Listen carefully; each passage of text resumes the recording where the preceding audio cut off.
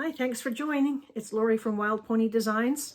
I'm going to do a little bit of filming and I wanted to show you my make that I'm going to do today. It's not a big bag. It's about 10 inches long and about 4 inches wide. It's called the Alanna and it's from Doodabug Patterns. She's a lady out of Canada. Her name is Debbie Hunker. Some of you probably know her, but she has this great little pattern. It's lovely. It's a lovely, lovely size. It's quite an easy make and it has this half moon lock pocket on the front. And it's got a lovely waterproof canvas. And for the first time ever, I've used leather. So this will be an adventure for me to see how I like working with leather. There's a lovely pocket on the back. Nice slip pocket again. Nice zipper pulls from Barbie Jeannie's Designs. It has a zipper closure top. And on the inside, it's got lots of pockets. It's got a back zipper pocket, but it also has 2 slip pockets on that side, and I've also used the waterproof canvas from So Yours, and it also has 2 slip pockets on this side. So there's a lot of pockets in just a small bag. It comes together very well. The pattern's very well written. It is a drop-in lining, and if you've never done a drop-in lining before, this one's not bad to do. Of course, I'm working with a little bit of leather, so it'll be a little bit of a different challenge, but it's going to be a fun bag to make. So thanks for watching. Grab a coffee and I'll make the Alanna by Doodabug. Well, hello friends, welcome back. Lori at Wild Pony Designs here. I just wanted to come on and let you know that I'm going to be doing a bag today out of leather for the very first time, and I have this lovely green thin leather. It's not skive, I think it's goat. I think it's goat leather, so it's only about 1.5 millimeters, I guess. So I don't have to skive it, which is great because I don't have a skiver. So what the bag is going to be, it's going to be the Alanna. I'm going to hold that up so you can see it because I have it on here. The Alanna by Doodabug. And I have made this bag before. It's a great pattern. It comes together really, really well. And it's so pretty when it's done. And it is 10 inches wide and about 7 inches high and 4 inches deep. So it's not a huge bag. It would be a medium. And I haven't decided yet if I'm going to do a crossbody or just a shoulder strap with it. I haven't made up my mind. It's a wonderful cold day here in Alabama. Tomorrow we're supposed to have snow. So if it's a snow day, that means it's going to be a sew day. So I think hopefully over the next 2 days, depending on how things go with me working with leather for the first time, which I've never done, we'll have this new bag up here for you guys to see. And it's the Alanna from Doodabug. And there's a lady by the name of Debbie Hunker that designed this pattern. She has some really nice stuff. What else can I tell you? That's about it for now. Let's get started. I'll get my pieces together and we'll start sewing on leather for the very first time.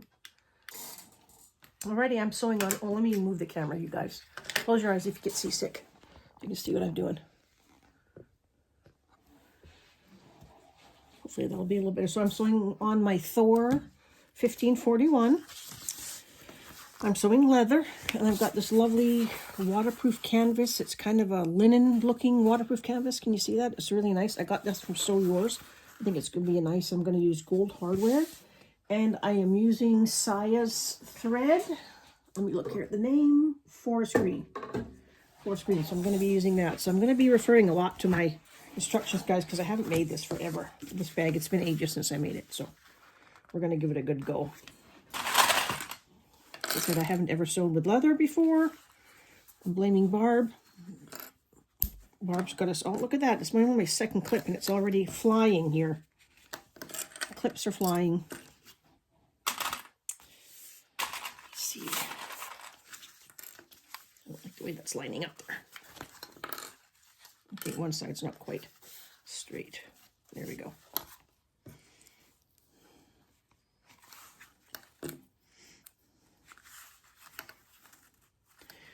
I haven't changed my needle, so I'm using the same needle, and I haven't put a leather needle in at all. So hopefully that won't be a problem. It won't be a problem if it's wrapped around though. Okay, let me just double check my seam allowances. I think I know. Wait, I don't know if I have the right pieces here. That might not be the right piece. Hang on a second, I think I have the wrong piece. Let me go grab the right piece. Yeah, it's the right piece.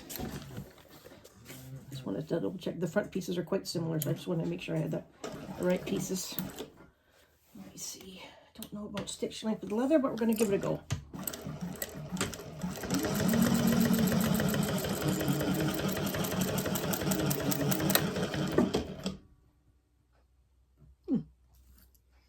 Something got stuck.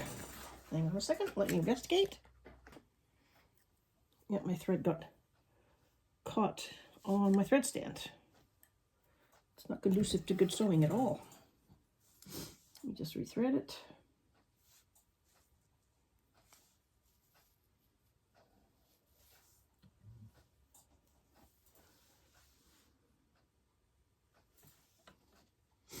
I had a little blurb of oil come out when that happened too.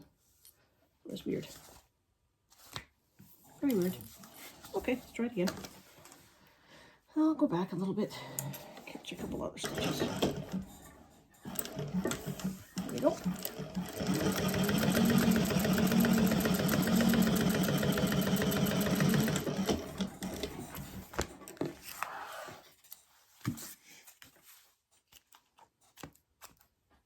We're working on the front pocket here. So press the seam away from the line. So we're going to press it this way.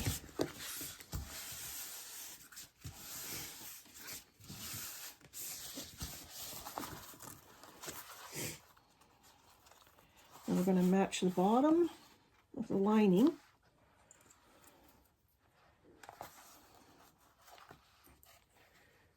The bottom edge. I'm supposed to press, so I don't know about pressing leather. Maybe I'll just go give it a little steam. Hold on a second.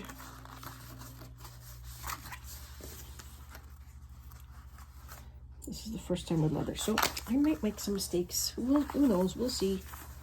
I just hope it's not too thick.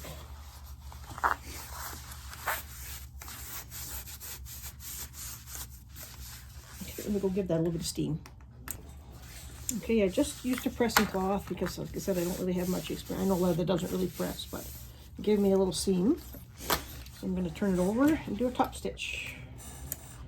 Let's see how I think we're going to turn my pressure on my machine up a bit. Let's see how we do.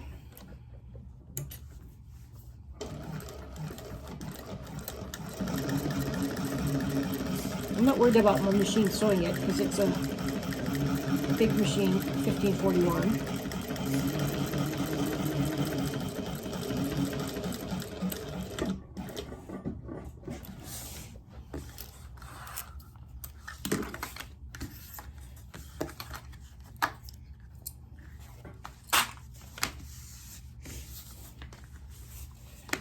Turned out nice.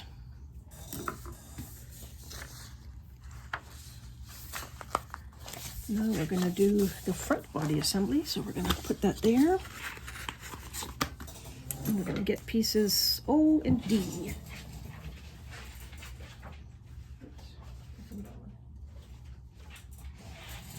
Just double check here. Okay, now we're working with pieces D and pieces O. Kind of doing the same thing.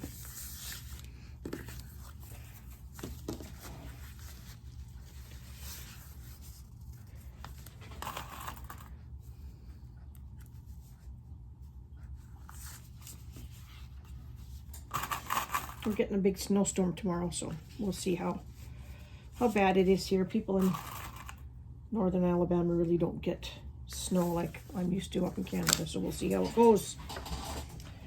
If I'm stuck in the house for a couple of days, I'm good with that. I really am. It's just an excuse to sew.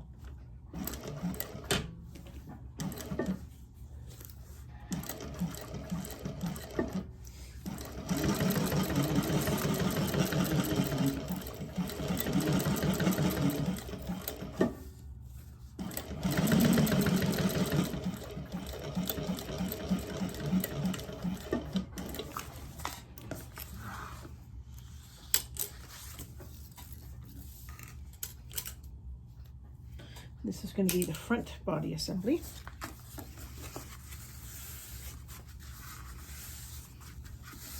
Pressing towards the lining on this one. Okay, we can do that.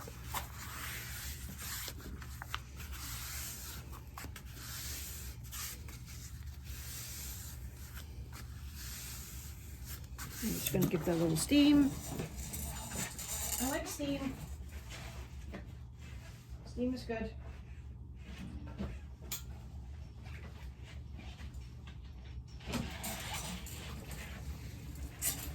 I like using the iron on a cold day anyways. Kind of warms up your hands. Let me grab the fusible fleece that I'm using for this.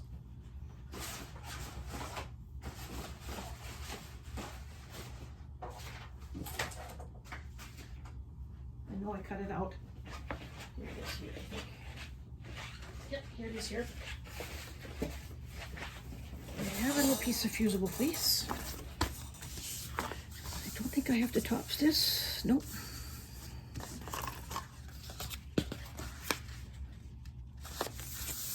I'm just going to give myself a little 1/2 mark so I can line it up properly. That's just me.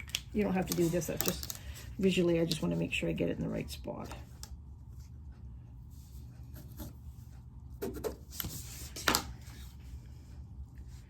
If I get one side right, the other side will be right too. I don't know if you guys can see me very good. Do I need to go back a little bit more? A bit more space. And, you know, when I do a live, we'll have all these things figured out.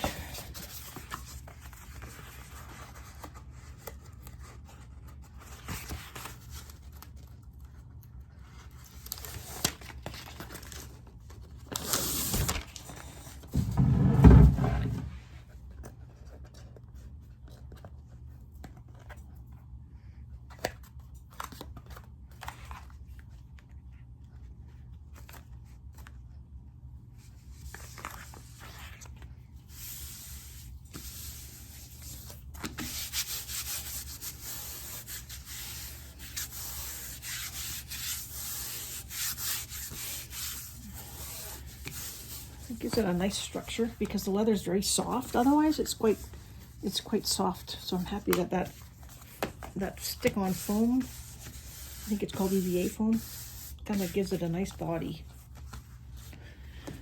Okay. Just trying to keep. There's a lot of little pieces for this pattern. There's quite a few, so I'm just trying to keep them in order. Look how lovely that green is. It's just such a gorgeous color. I think I'm going to trim up that little bit extra there.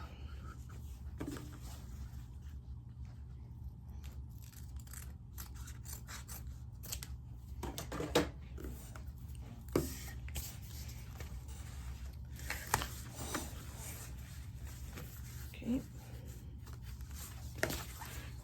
Just a little bit more too. I'm going to trim away on the straight edge on the bottom and not left over the lining fabric.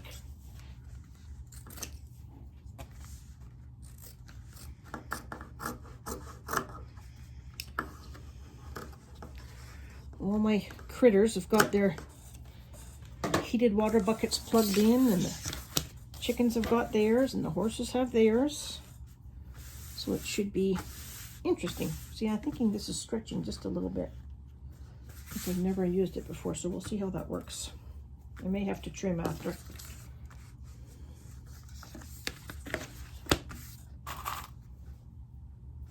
I wonder if I should find the center of that first. Let me find the center. I just need to make a little mark because I'm going to be putting in a half moon.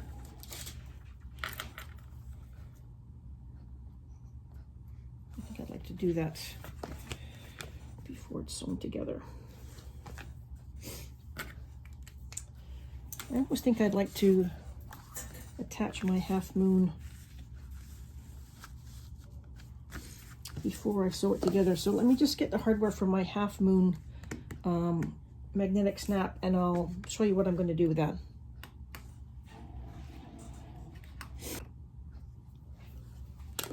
I think you guys are crooked. There's enough crookedness. There we go.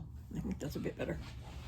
So what we're going to be installing is this little half moon lock, and I haven't done it in ages, so I'm going to have to take my time and make sure I get it right. because I don't want to mess up my leather. I have lots more if I do, but I don't want to do that. It has been a long minute before I've done these. I have to admit, I did go watch a little YouTube video. And this goes down and that goes up. So here I have to find the center.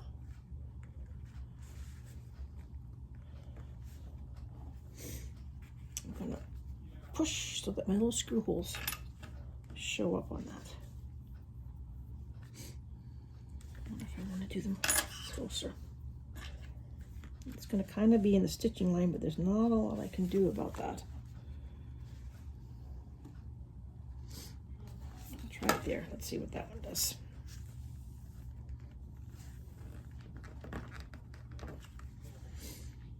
Yeah, I'll have to put a little bit of fray check on those top stitches, I think. Let me see. I'm just trying to figure out. I need to do a little bit of a bigger hole. Just one bigger.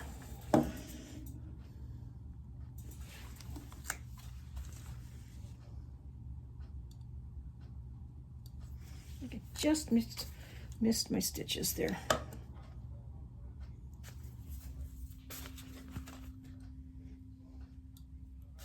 I did.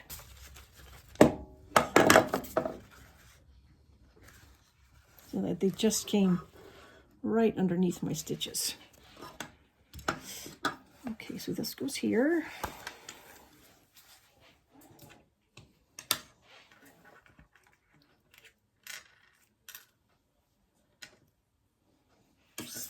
So this little piece here, that's the back. So you put your magnet through, all the way through. And then you're supposed to put your washer over that.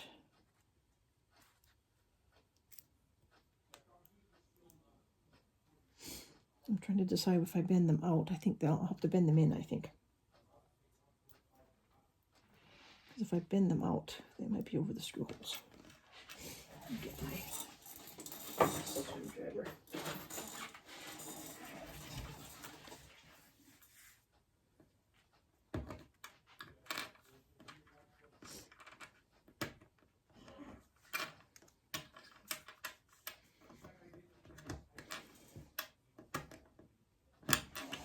Okay, I'm going to get a little hammer. A little bit of banging just to get it flat. I'm going to do it on here so I won't scratch.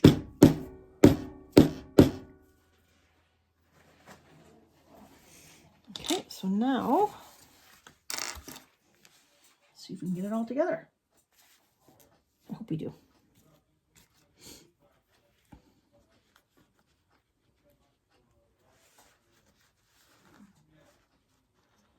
Try to get rid of holes. I need to find my holes on this side.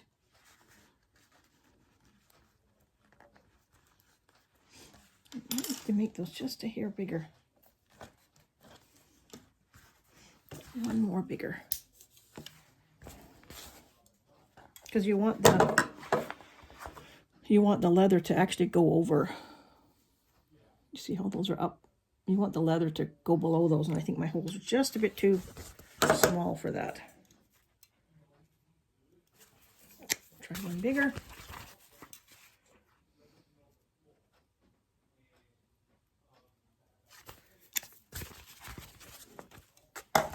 Looks good. I think that will work. Yeah, that's a bit better. That one. See, now we've got the magnet installed there. That's for the other side. Put that in a safe spot.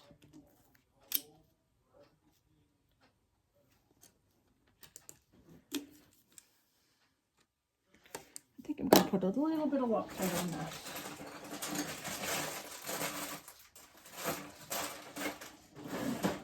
Should be there.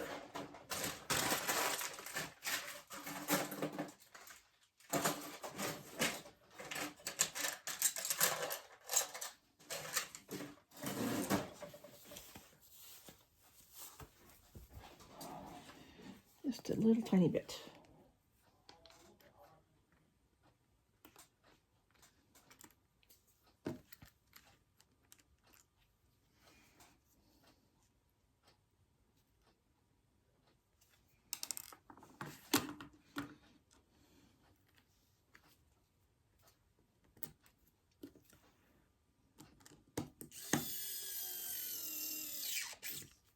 Perfect. Of course, I made a mess. That's okay.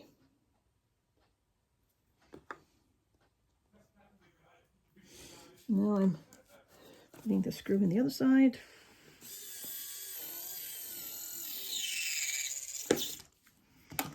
My mess. I should be able to do it just like that.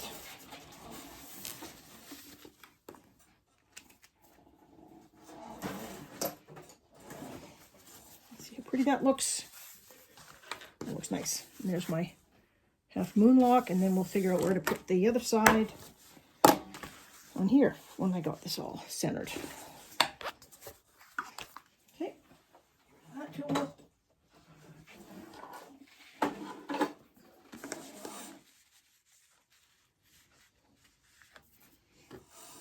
Hang on just a second here. Alrighty, so that's the... Sorry guys, I kind of missed telling you something. The camera's off. So basically the sides overhang a little bit, but that's supposed to happen. Okay, then what we're going to do is we're going to take those sides, make them even, and we're going to clip everything together.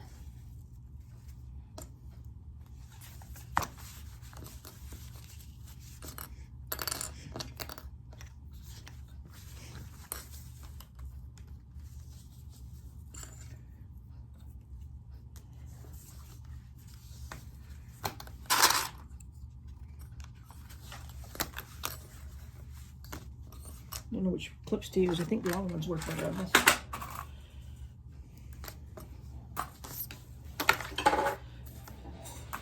And we're just gonna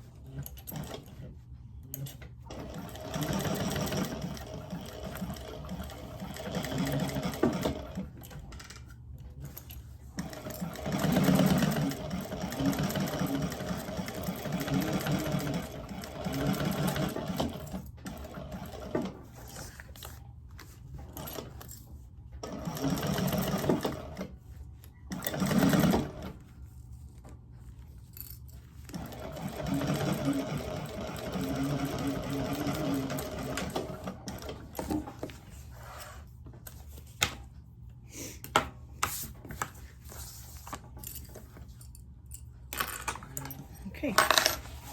That's our front pocket, and it does have a little bit of a, because this bag kind of curves around, and when it curves, it will straighten out. I remember doing that because I made it a long time ago, but look how pretty that is. Nice half moon lock. It's perfect. Yep. I said this is my first time with leather, so I'm anxious to see how this will turn out. Okay, now we're going to move on to our zipper overlay. Let me get the zipper. I haven't got that yet. Okay, now we're going to work on the zipper, exterior zipper overlay. So I've got my zipper overlay that I've cut to my pattern. We're going to put some double-sided tape on it just to hold it in place.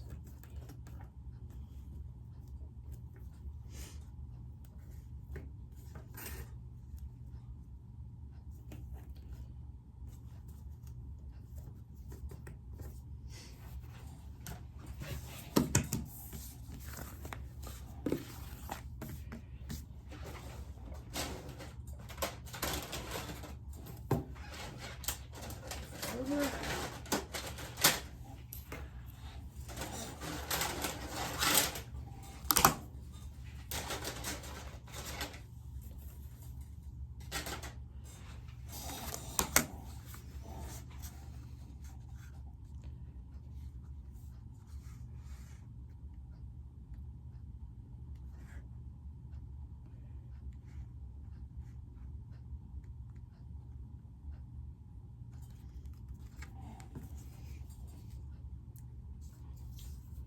I like to make just a little crease in this so we can kind of see where it's going.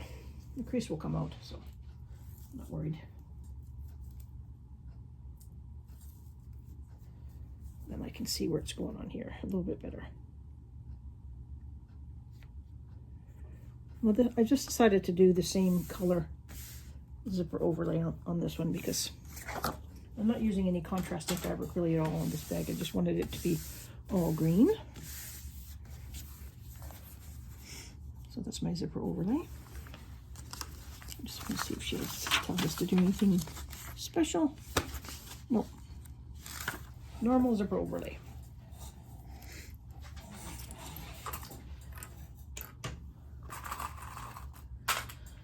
That one goes there. That one goes there.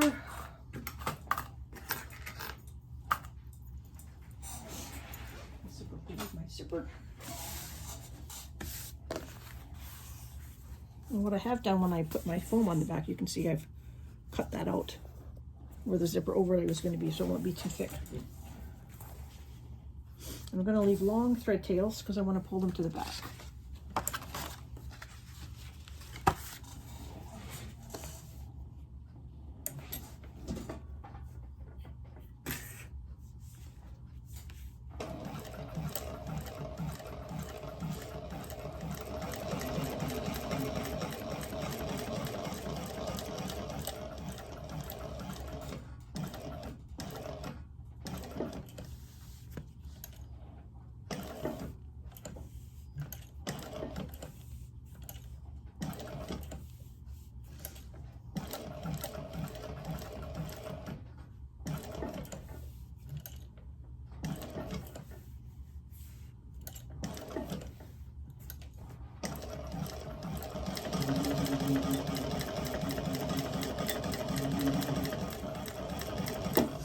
I'll pull my threads through while I'm here.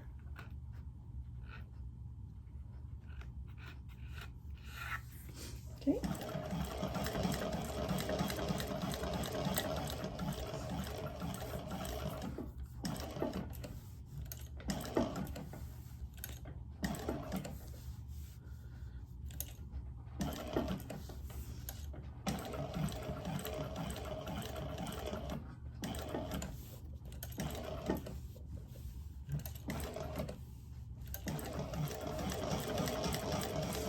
Try to end right back in the hole that you started with, and then no one will see your top stitching start and end.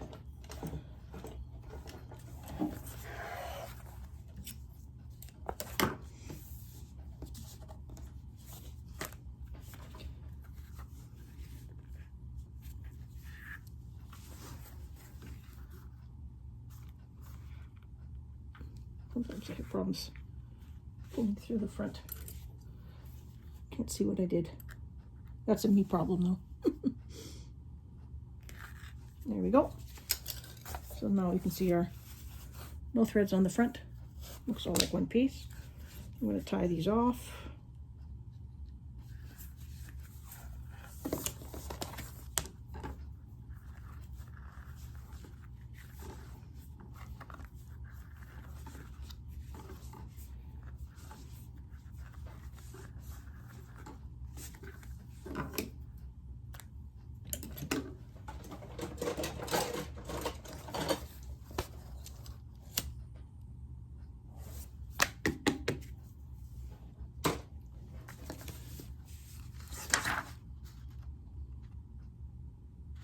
Yep. So now we're going to go in here, we're going to cut, and we're going to trim away all that extra because we want the zipper to be in there.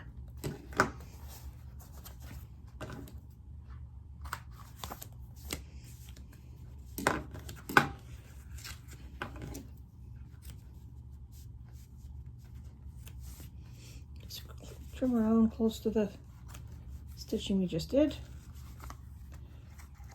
If your tape is in the way, just give, I didn't use very thick tape, so it's easy to pull off.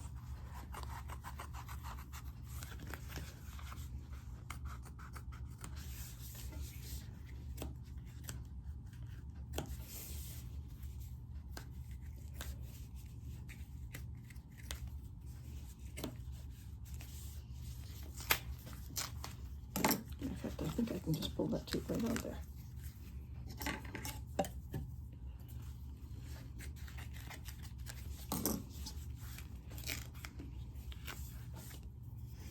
That's easy enough. It's just not super sticky. Sometimes some of those double-sided tapes are just horrendously sticky, which is okay for some things. If you ever have to remove it, it can be tough. Good here. Should be using my duckbill scissors for this.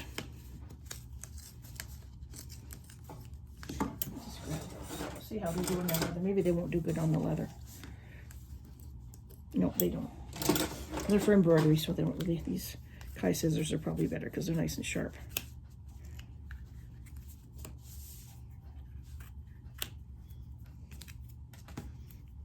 Okay. Now we've made our hole.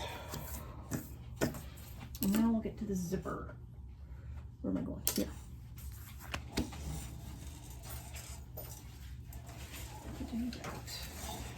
Let's see, what did I do with my zipper?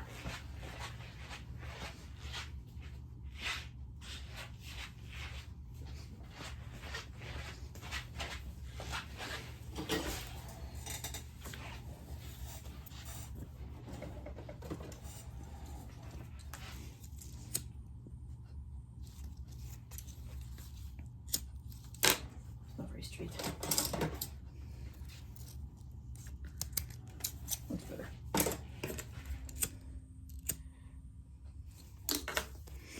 Okay, let me just move this right here.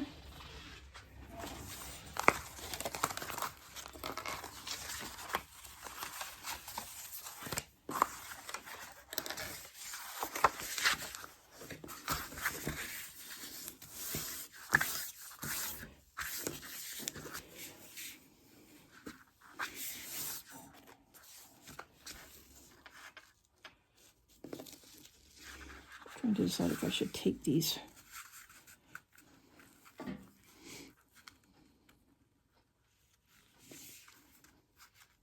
Let's see if I can just do it without taping.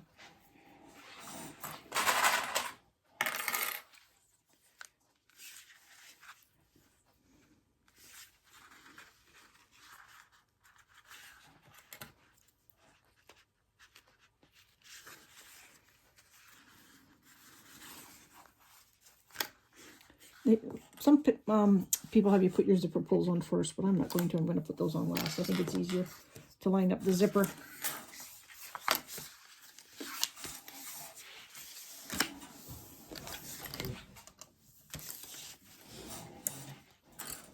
Just put a loop there. Space that on. And now I think I'm going to put a little bit of tape. I don't want a wonky zipper. Just one little step, doesn't really make any difference. I might as well do it.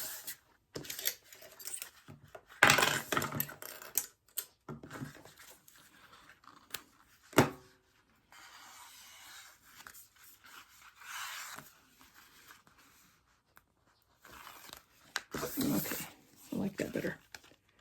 And it sticks.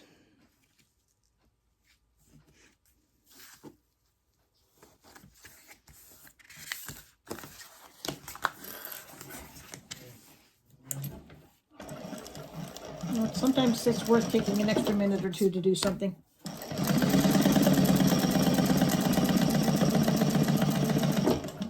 That was much better. I'm glad I did that.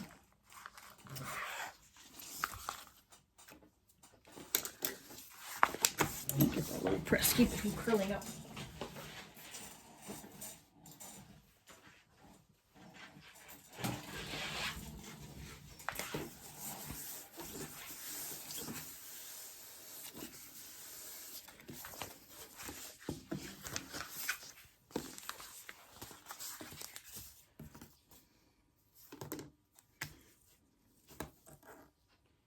And we're taking the other side, and she's made these pieces different sizes, which is kind of nice. Then there's no waste.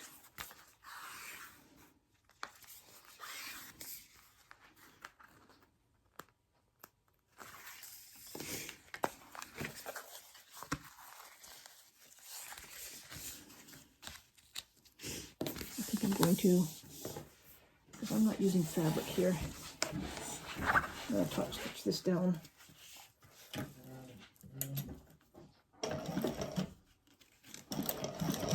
Just helps the zipper to lay flat.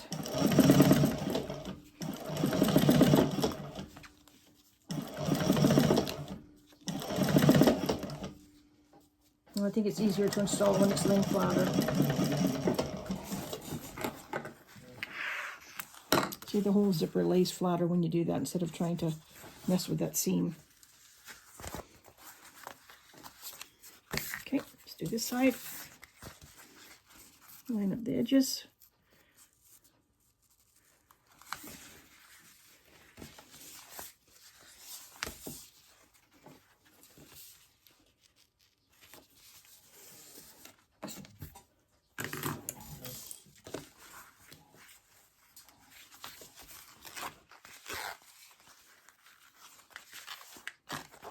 Just want to bring that up just a little bit more.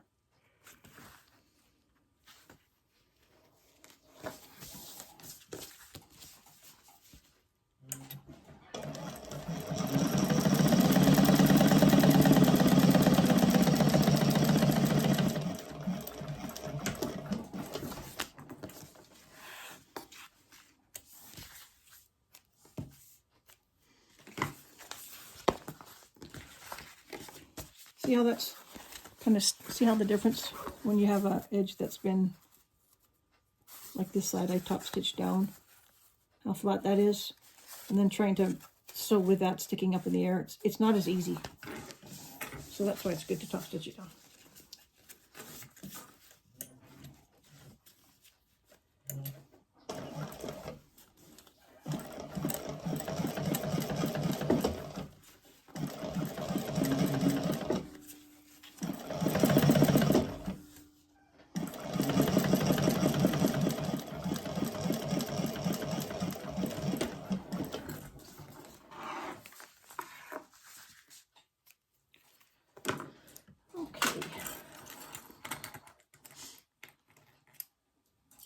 Now I'll put my zipper pull on.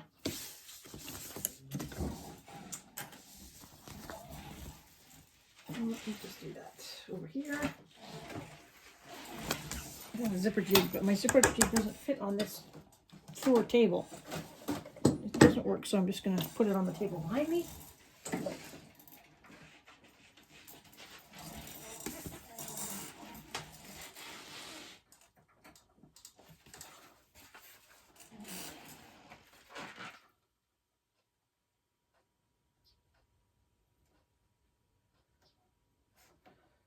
Sometimes it goes on quick. Sometimes it doesn't. I hate misaligned zippers, so I take the time to... Nope. Let's see if this works. I don't think it's going to work for me. No, it doesn't. I'll try it again. Sorry guys, my back. I guess I can turn you. You can see where I'm working over here. See all my mess over here. Just got my zipper pull attached to the table. I'm just trying to line up my edges so they're even. I just think I'm gonna put down a little trim. Tiny little trim. Bring it over here.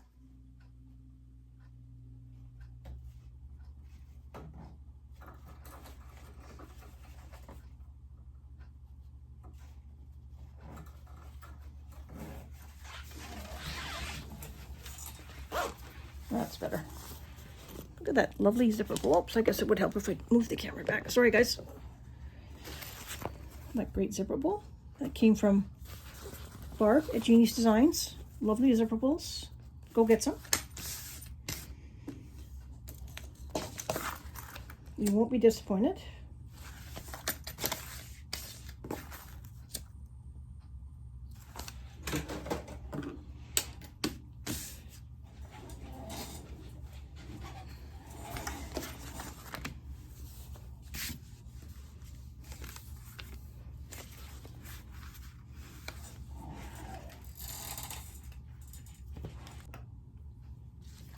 Okay, I've got my zipper on. I've got the bigger piece at the top, so that the bigger piece of the zipper's at the top.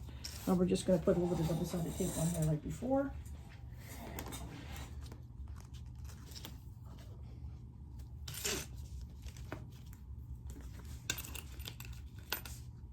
Check your zipper direction. Make sure you have the zipper going the way you want for your bag.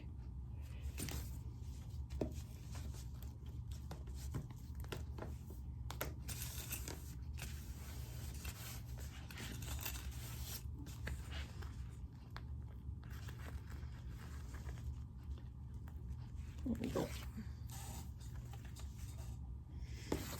I'm going to try and just center that there.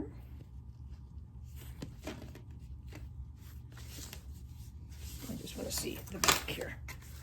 Make sure I'm even.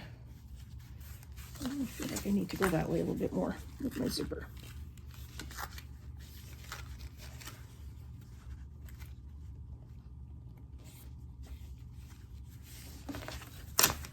I'm just trying to make sure that I've got an even amount on either side of my pockets. Well, that looks good.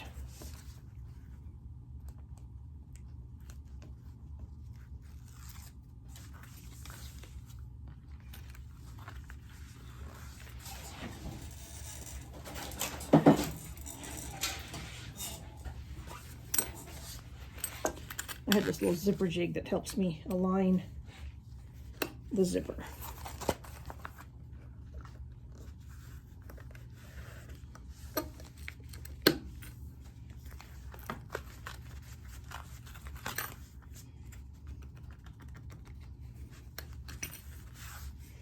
Now that should be even on both sides, pretty much. Let's see, make that a little bit better.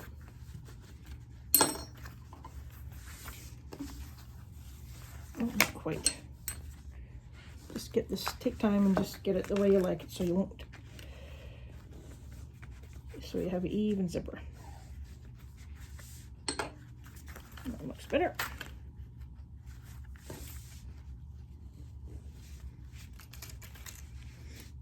That looks good. Now there's my zipper. And now we're going to sew around the inside. We're going to have this pretty pocket, and then that's going to fold down and catch up with the bottom there. Okay, same thing, long threads. We're going to do the same thing like we did before.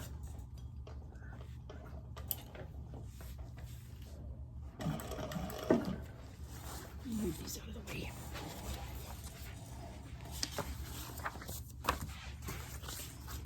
Give myself some more room.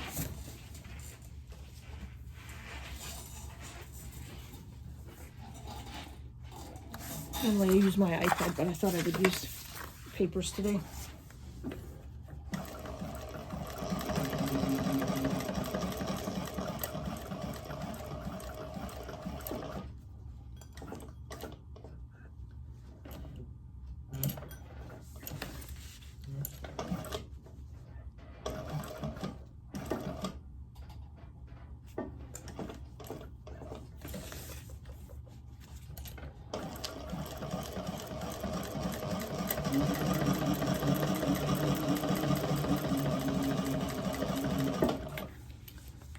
Zipper pull out of the way.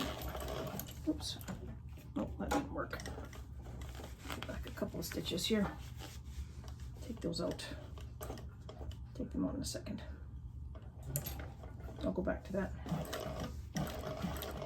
Sometimes I press on my foot pedal the wrong way and I stitch when I don't want to, so I have to fix it.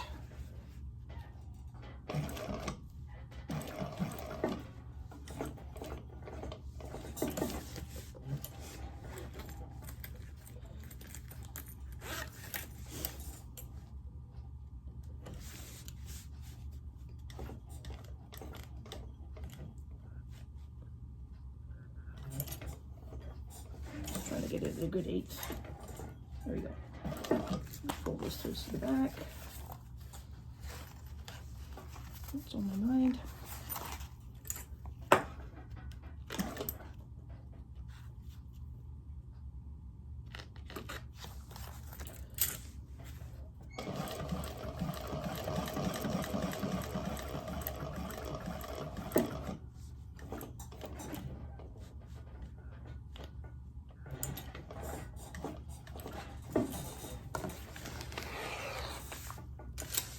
I'm excited to be working with leather. I've never done it before. And Barb over at Jeannie's Designs has been doing it. And kind of got me. I did get a piece of this Tandy. This leather came from Tandy. Like I said, it's a kind of a whole hide, but it's not. I think it's a goat. That's why it's nice and thin. And I thought, why not give it a try? My machine will do it, so it's a learning curve. This bag will be for me. And hopefully soon I'll have a website. So if I do make something, somebody wants to buy it, it'll be on the website. That's my next step for the next couple of months, is to get a website.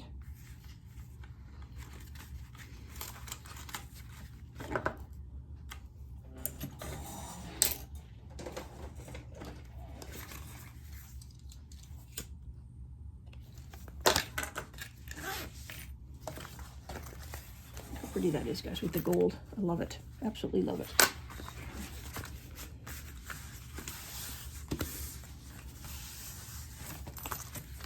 Okay, now we'll just sew the lining shut.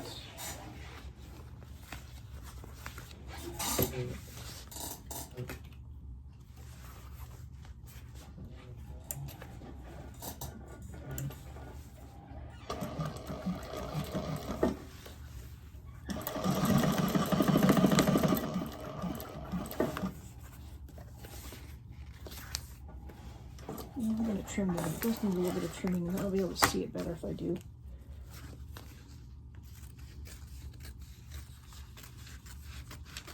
Just a little bit. There. I can see it.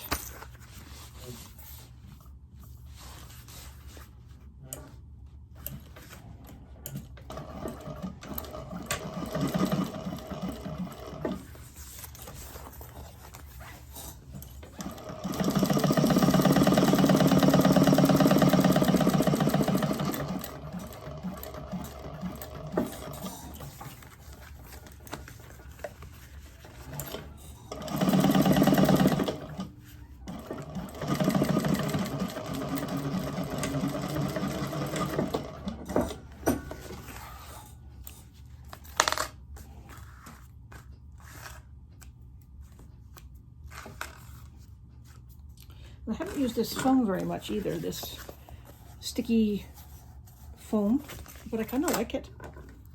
It's quite easy to use. Oops, sorry guys.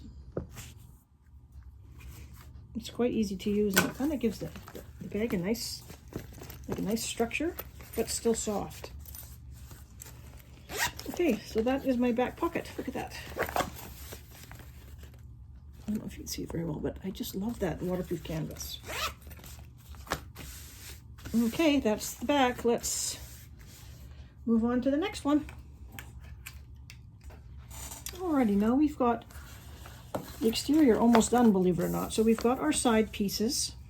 And there's a little bit of marking to do at this step because we're going to attach these. This bag has a drop-in lining, and there's a little bit of things we have to do for that. So on these side pieces, she has us measure up to 1/2 inch on the bottom. This is for sewing the bottom exterior on, and it's a bit different. So I've marked a 1/2 inch up from the bottom on each of those. And because I'm using leather, I had this foam. The foam piece actually comes up a little bit further. But because I'm using leather and I'm going to fold this down, I'm just going to give me a 1/2 inch. So I've made a mark and put tape at 1 inch. I've taken that foam out of there because I want this to be smooth. And if I had that foam in there, it would just be too much. So we've done a 1/2 inch on the bottom here, and we've done 1 inch on the top. And we're going to go and we're going to do that to all pieces. So at the bottom, make that 1/2 inch sew line at the bottom, and we're going to do 1 inch across the top, and we're going to fold this down. And we're going to do that on this one and this one. And this one too, I did it and I cut away some of the foam because I didn't want that foam to be in my upper fold, because I think it would just be too much and you'd feel a bump there at that part where the foam was. So I've trimmed that away. So I'm going to pull my tape off and I'm going to fold this down so that I have an inch, well, a half an inch folded down at the top.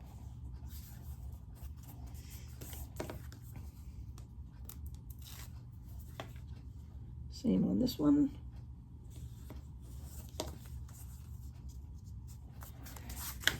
And I need some tape for this side. So I'm just going to run my 1/4 inch double-sided tape just along that 1 inch line that we drew. Now, if you were using cotton, if you were making this out of cotton, you probably wouldn't have to do this. Just this is because I'm using leather.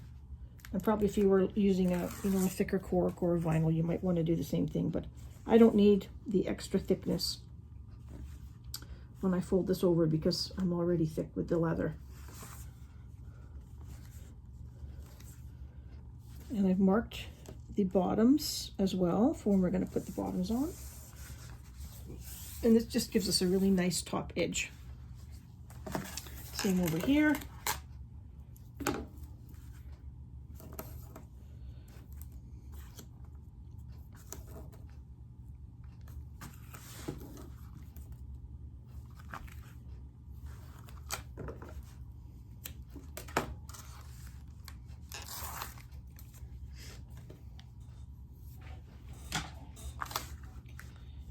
And we're just folding to our 1 inch mark.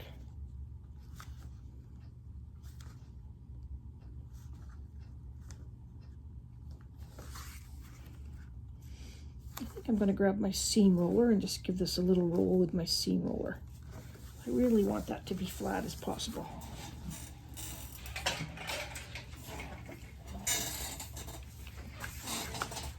I'm just going to give that a little roll.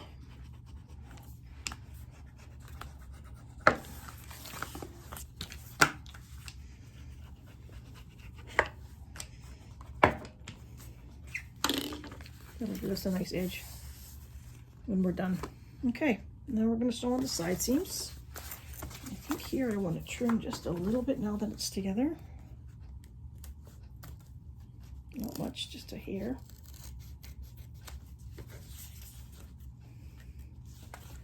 Trim from this side. Let me see. Maybe I'll trim from this side. Let me see it better.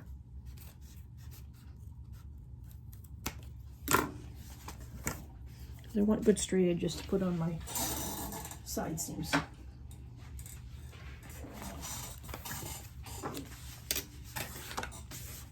Okay, we're going to attach these.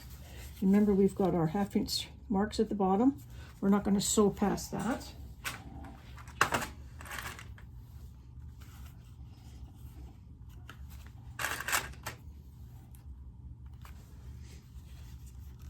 We want our tops to be even. So we're going to line up our tops and we can just ease in there a little bit if we need to.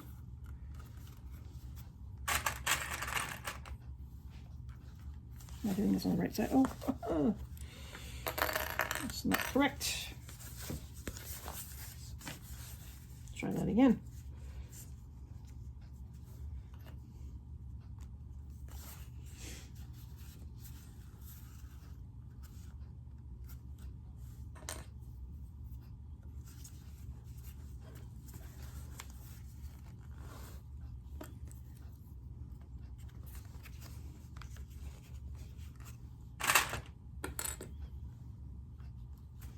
There's a little bit of a curve there.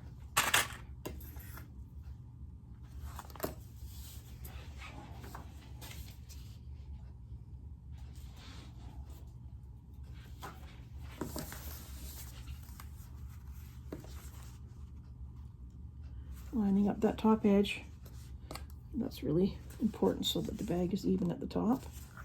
See how that's nicely folded over already. I've got my 1/2 inch mark there, I can see at the bottom. And we'll ease that in.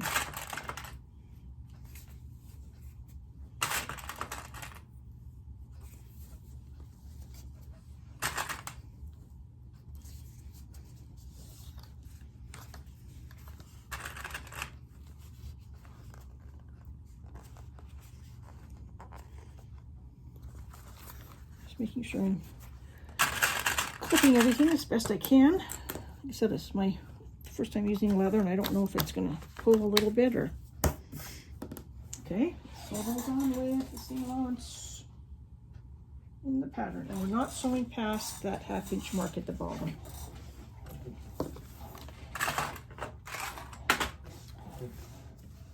It's a pretty generous seam allowance.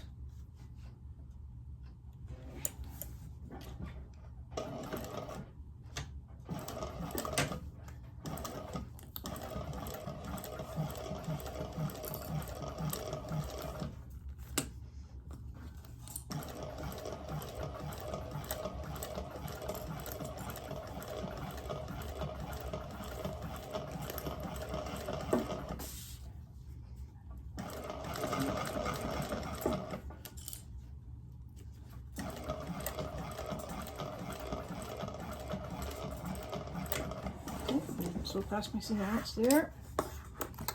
Stop just before it.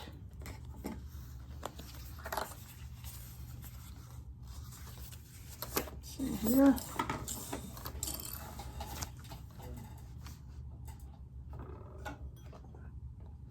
Let's start at that one. There we go.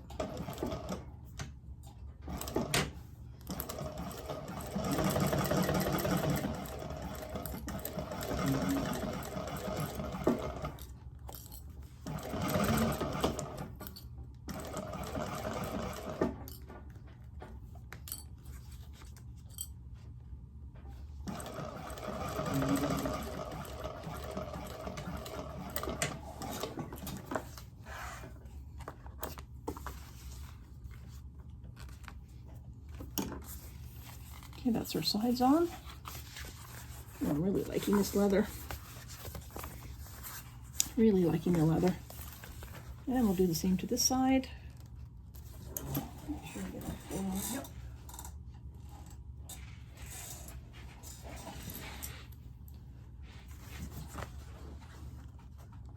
Clip that even.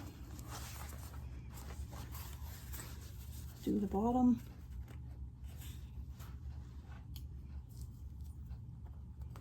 And ease it in.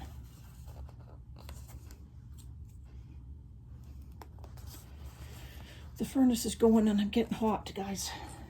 Might have to have a little heater because I am in the basement in my house. But it does have a little space heater. It does a good job. I'm gonna go turn it off.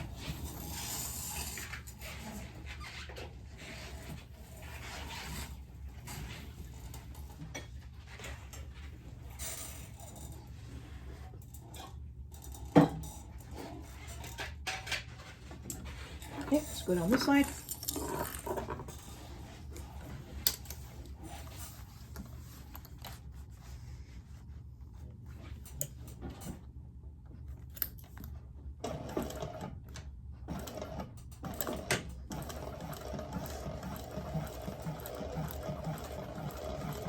Take your time, just follow the curve. There's a little bit of curve to it.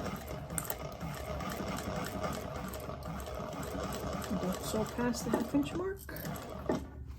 Remind myself not too fast. There we go.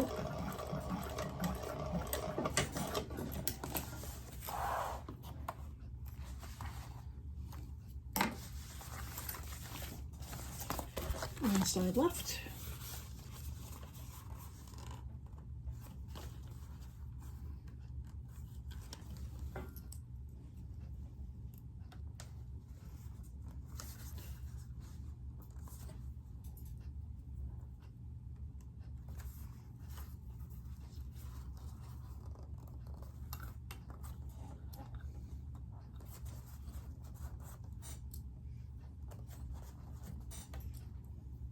Smells good. I can smell the leather.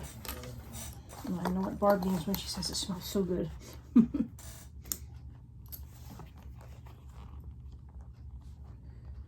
my mark. There's my mark.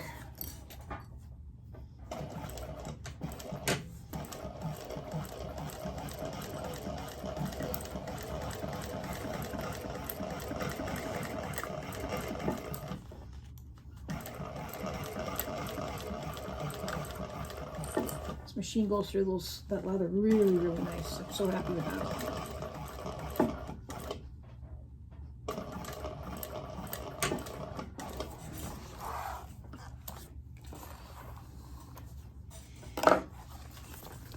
Make sure I have this on upside down. That's good. And we have our side seams in. It's going to be. This is kind of, you can kind of see how big the bag is now.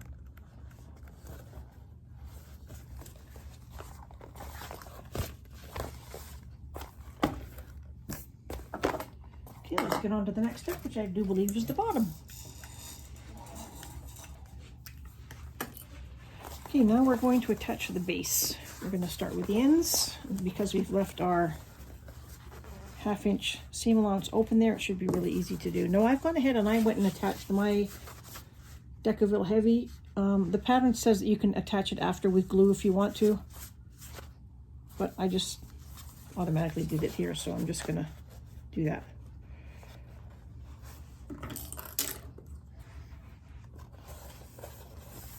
Now we're just gonna pin the base, lining up our side seams.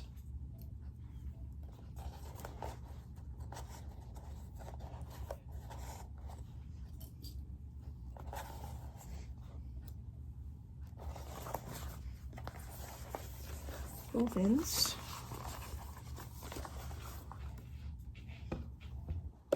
Move it back a little bit because the bag's getting bigger.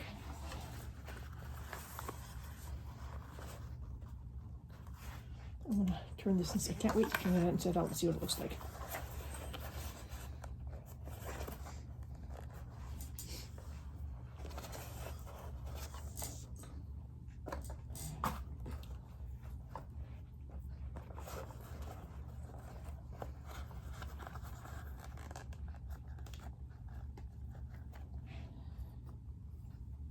I do like that the seam allowances are pretty generous. Sometimes bags with really small seam allowances don't give you any room for extra stuff, but this is going to, so this is good.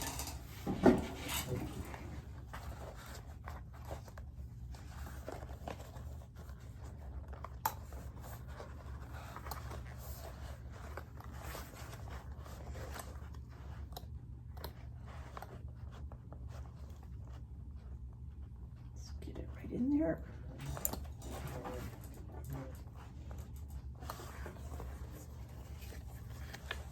Just trying to make sure that other seam is not in the way from the sides.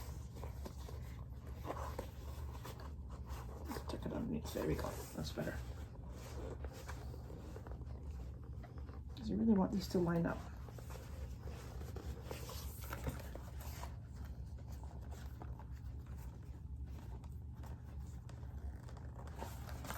There we go.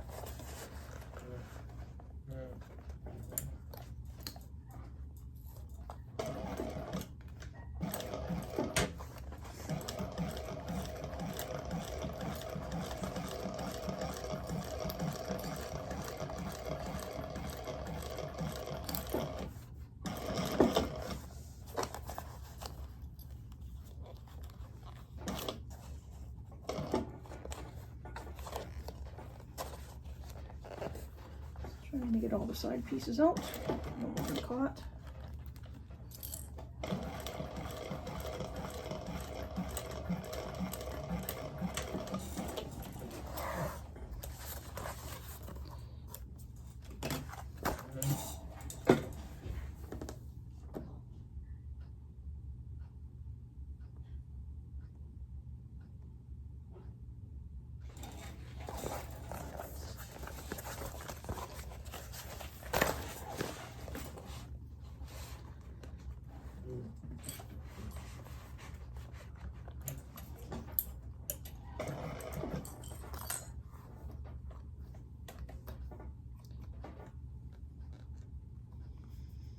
My threads out of the way.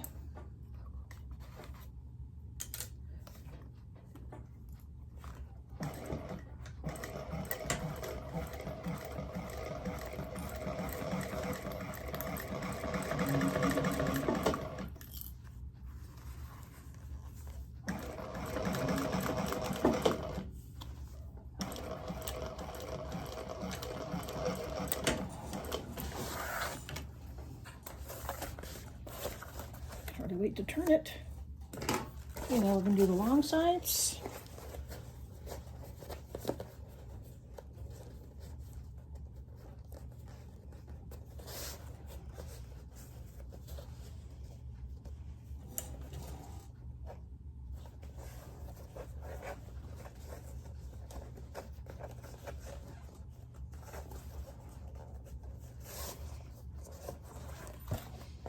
Probably could do without clipping, but I don't think I will.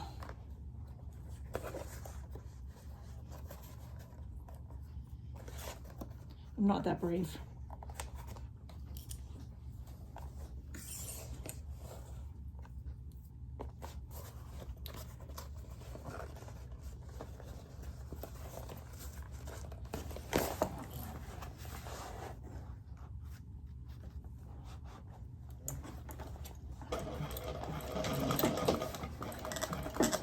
That's sounding like it's stuck on something here. Yeah, my bobbin thread is stuck in there.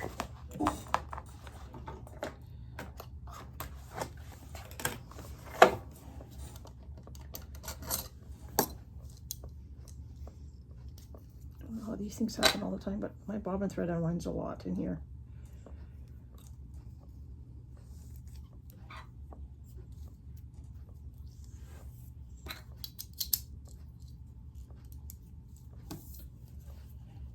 Maybe I didn't hold my threads tight enough.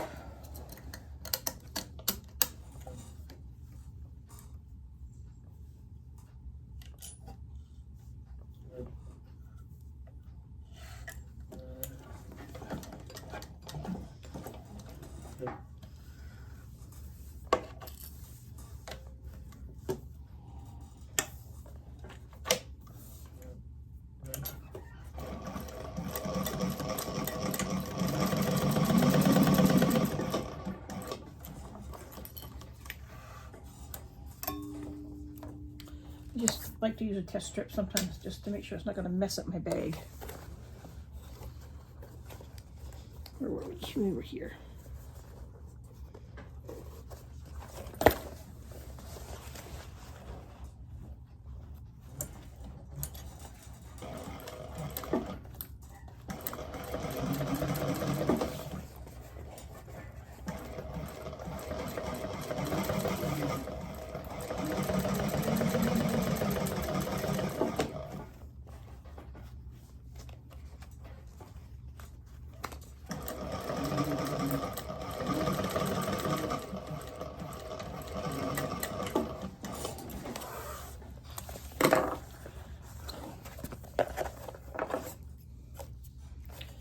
One more side, make sure that looks good. Yep, one more side. From this side.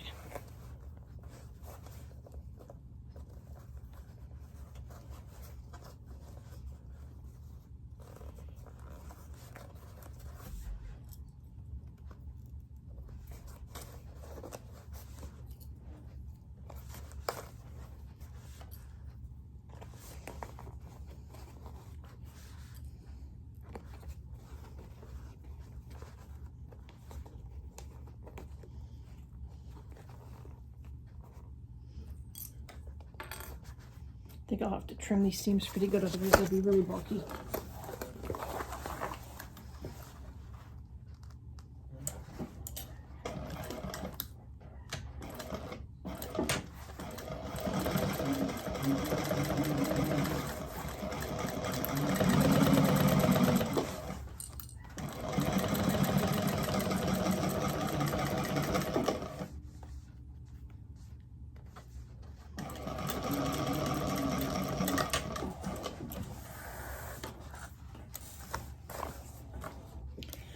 Let me just have a little peek inside.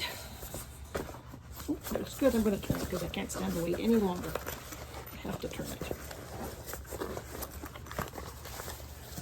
Sure.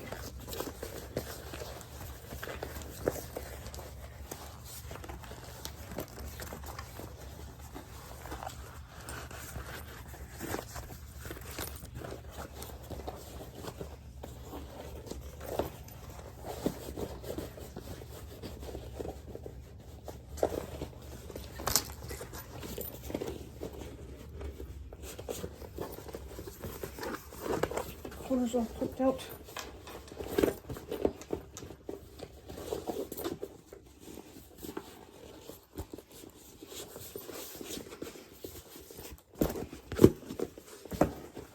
Oh, I love it. What that is, move this back just a little bit. A better view. Look how nice that looks. There's the bottom.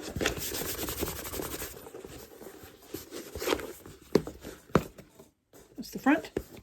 See how the front kind of curves around, even though there was a little bit of extra play in the front when we first started. The edges are a little bit over it. Now that the bag is sewn together, see how that kind of molds around the bag and there's no gapping there at all.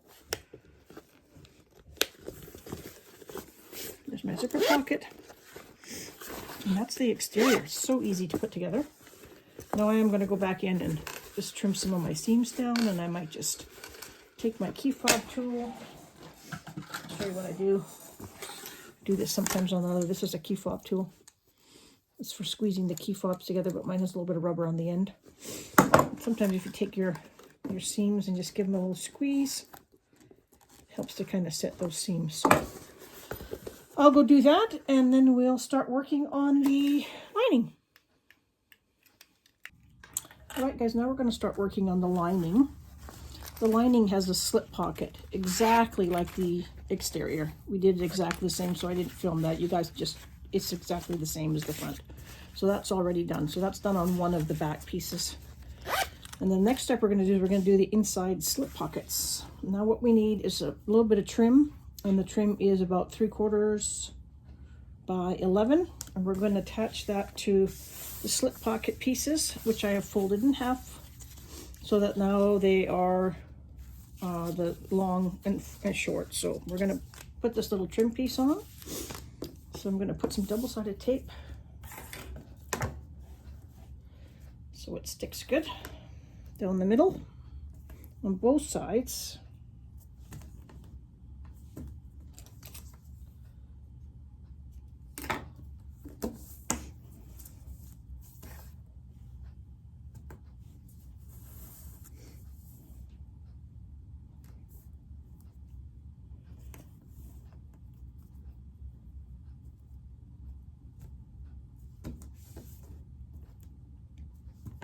And this inside has 2 slip pockets.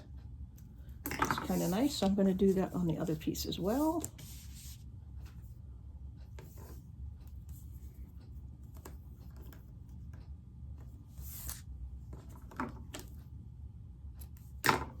I'm just using 1/8.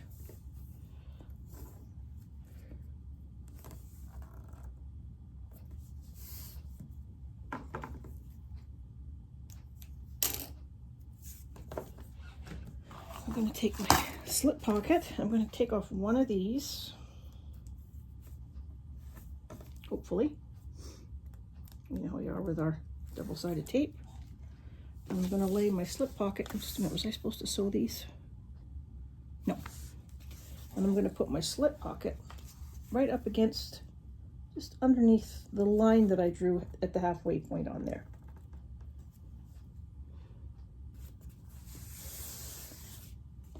I'm just going to fold this over and check to make sure it's even. You can see that my ends are even. Happy with that.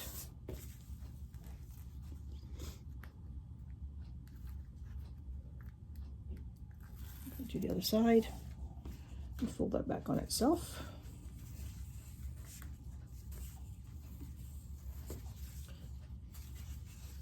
I want it to be a little bit more even.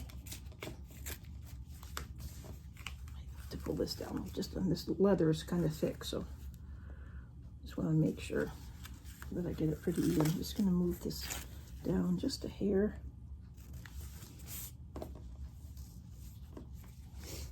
That looks better.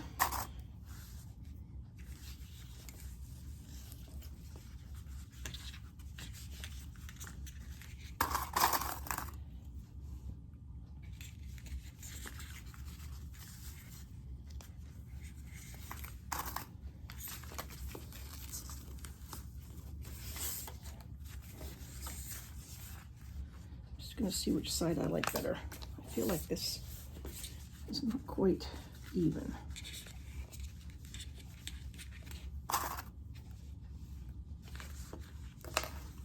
kind of feel it with your fingers, one on each side.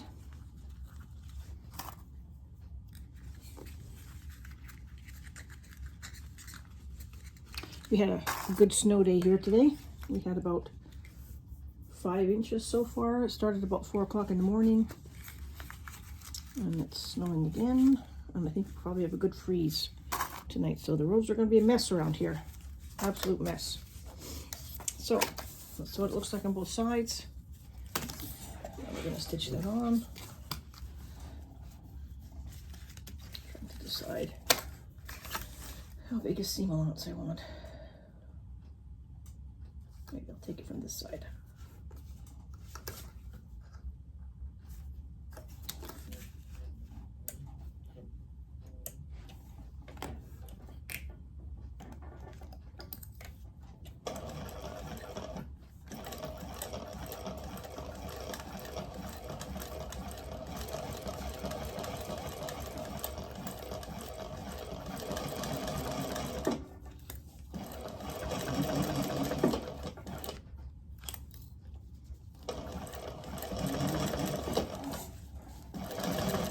Problem is when we get snow here in northern Alabama, just about everything shuts down because nobody's used to the snow here and we don't have the equipment.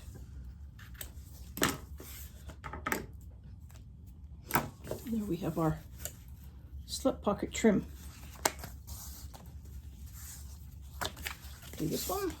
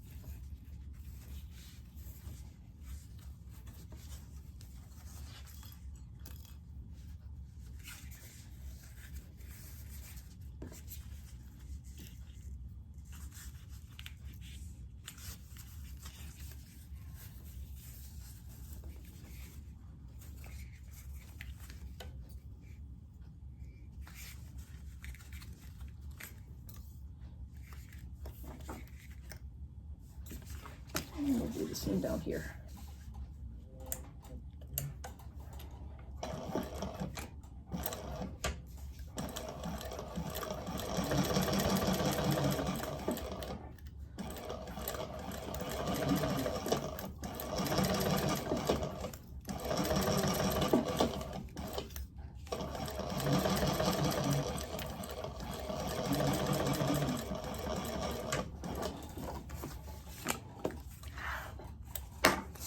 And there's the pocket trim for that piece. That one's got a little bit of nice silver paint on there. I'll clean that off.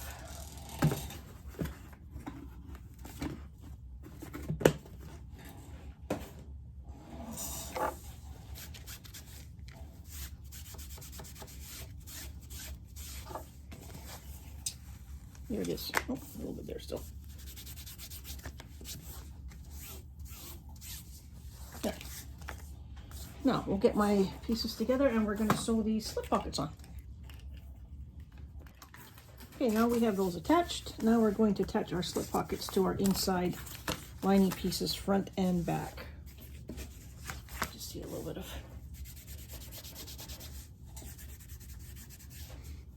that needs to come off. There we go. So I'm going to find my centers.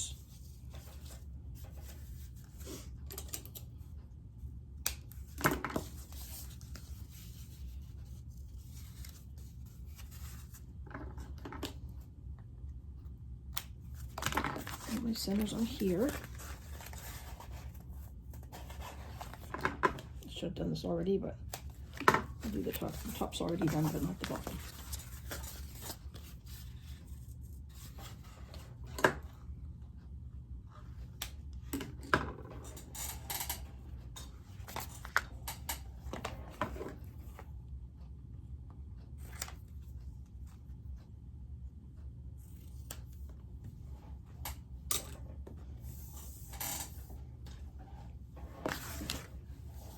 doesn't matter which piece you take first, but just remember there's a top and a bottom. Like the top is the wider part.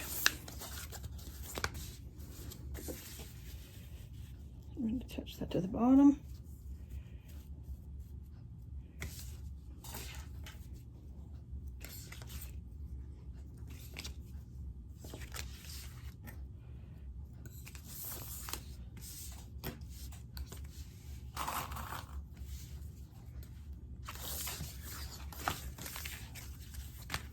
And just pick your favorite side for your contrast. I think I like that side better.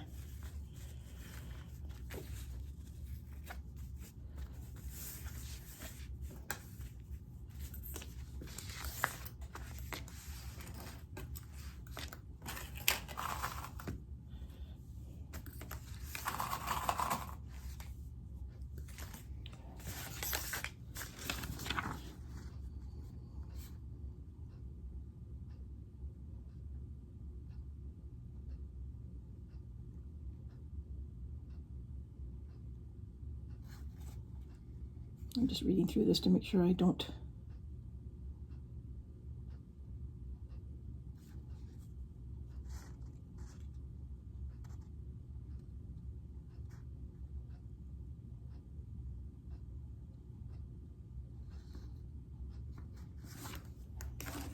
It says to sew the stitching where it divides the pocket first.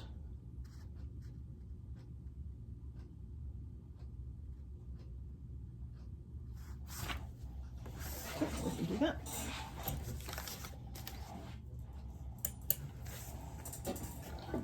Back and eyeball that.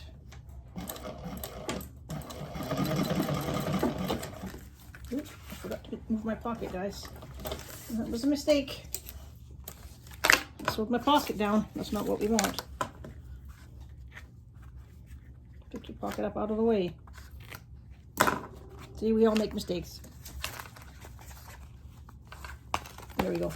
Take that back pocket, flip it up out of the way. Don't be stupid like me. And I'll just pull all that out. We'll start again.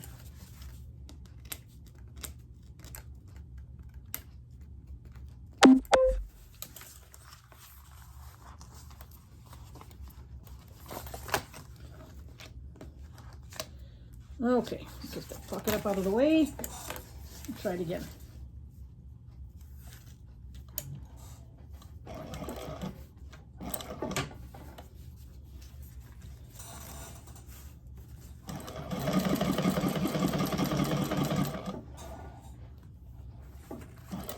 Little trick I learned, take a little piece of Deckerville Heavy and just slide it in that seam line where it's going to pull. So that Deckerville Heavy kind of gives it a little bit of extra support where you pull on the pockets.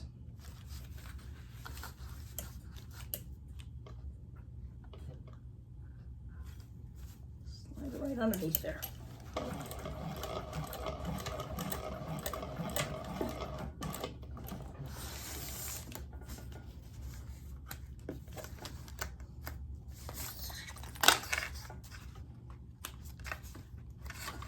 You see how that a little bit of stitching there caught that Deckerville? That's so that when you pull on your slip pockets, they don't pull through your waterproof canvas or your fabric.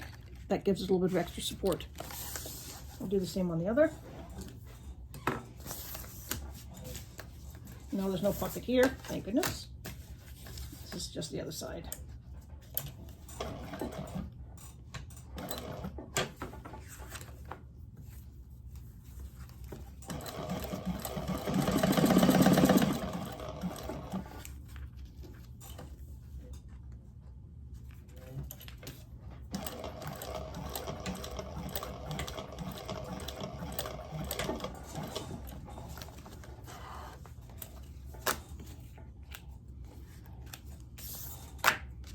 See, and there's the second one.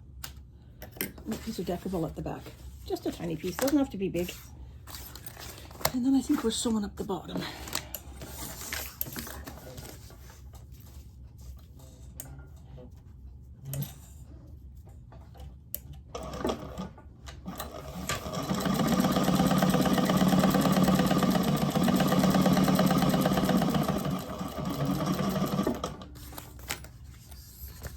pocket's not in the way.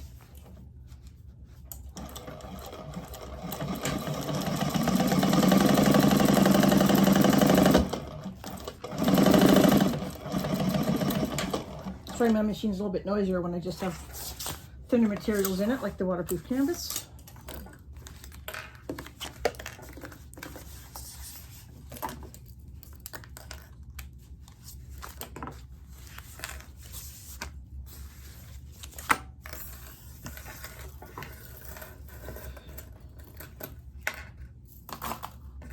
I'm not going to put rivets here. If you wanted to, you could actually add a rivet right there on that, but because I have that deckable, I'm not too worried about it coming apart. Okay, now we have to turn this over, and we have to see how the pockets are a little bit bigger. So we're going to trim away that extra slip pocket.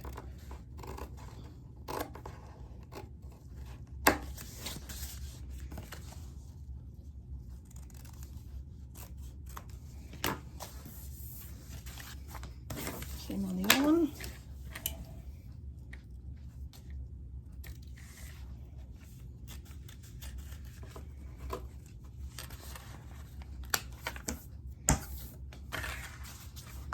This one's not too bad. Just a sliver.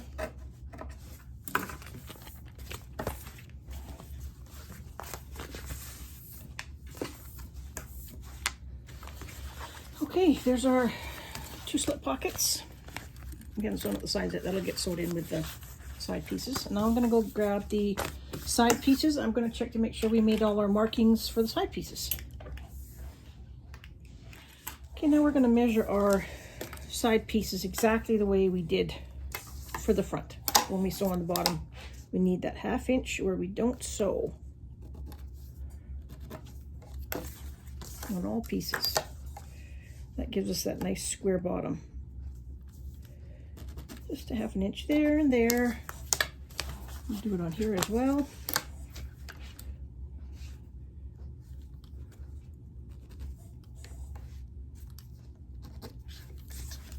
And on this piece.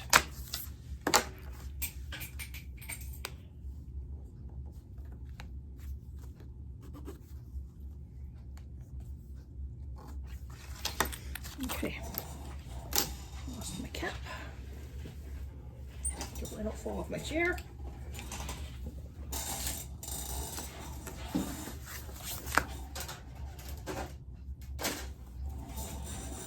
Need a drink.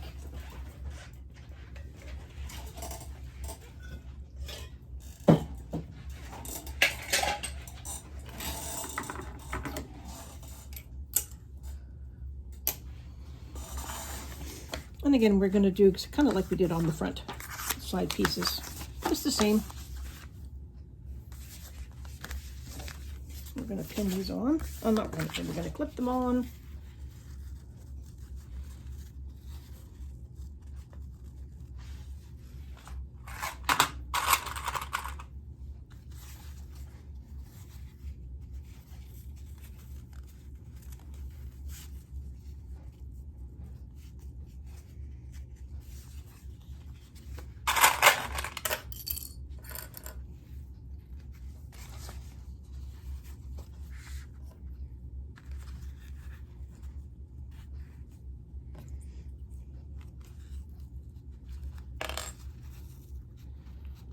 Do that top one so it lines up perfectly, and then I'll ease in everything else.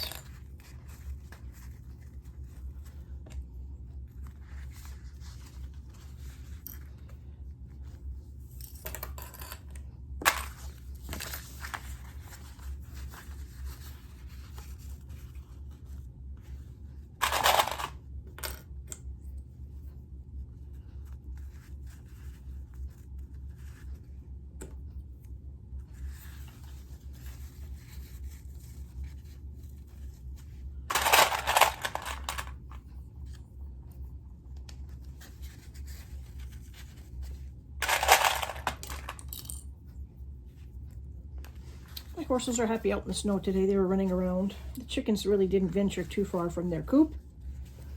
But they did lay some eggs, so I was happy about that. They did get 3 eggs today.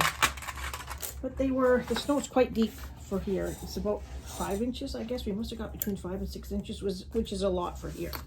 A lot. So we'll see. I think we'll probably be stuck in tomorrow because I'm sure the roads won't be clear at all. Let me do this one.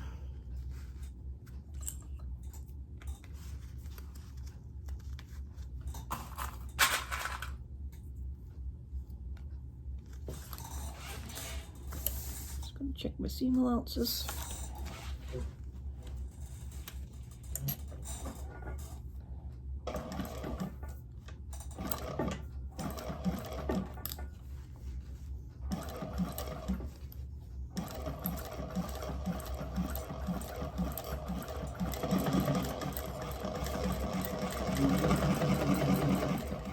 Forget to stop at the 1/2 inch mark there. One more. Okay. Remind myself out loud. Like, put on a label. Did I put on an inside label under this zipper placket? No, I didn't. Why? Because I always forget. Oh dear. That's my life. I always forget my nice tags. I have some cute ones. Maybe I can put them in the side when I sew it together. On the other side, maybe.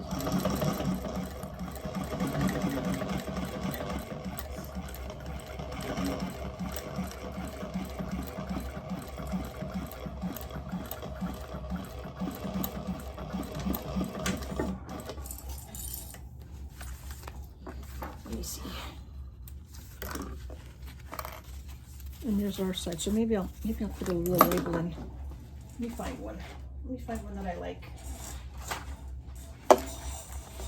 It's probably going to be for me, but this bag, I still think it might be fun to have one. Maybe this one. I'm handcrafted. Take care of me because it's leather. May contain crumbs. Took forever to make. May contain cat hair. I think I'm going to do this one.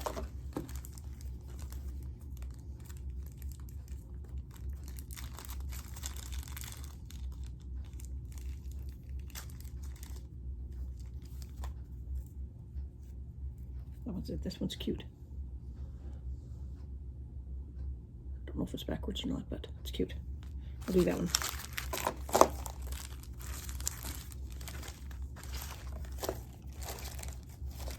I'll organize my tags. Okay, I'll put it somewhere here so I can remember. Like right here. I'll just stitch that down first so I know it's not going to slide away on me. You see where my seam allowance is going to be for that. So I know it's not lost. See, I need to bring it in a bit. There we go.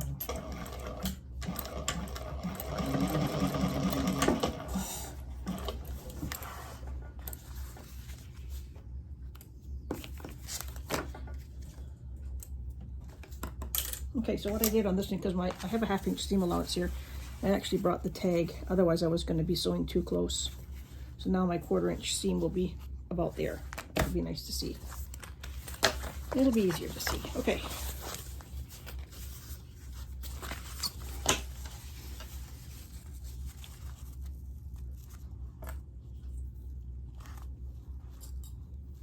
I do like to sometimes clip the top because it just kind of holds it in place a little bit at the angle that it should be.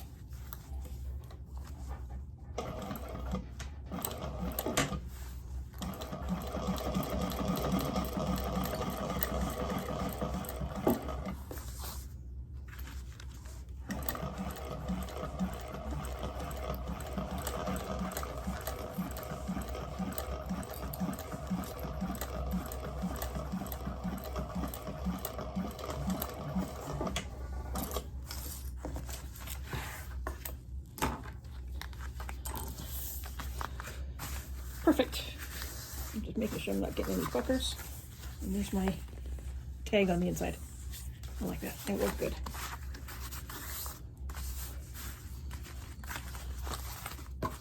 Oh, did I remember to stop at the halfway point? I did. I did.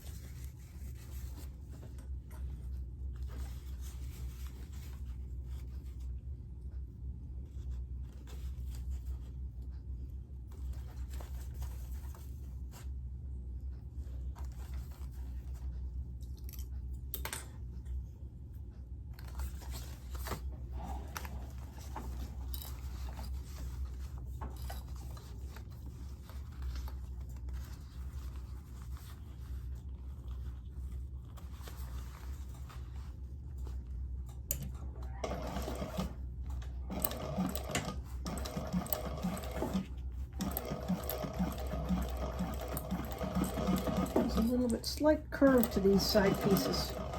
It gives the bag its nice shape. Just going slow to make sure I keep that curve.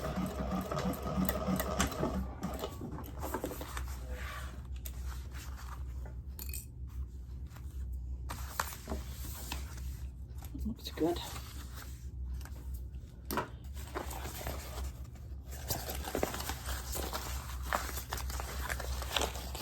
Look at the insides. We'll do the next step, which is the base. Just give that a little steam. Just steam it out a little bit.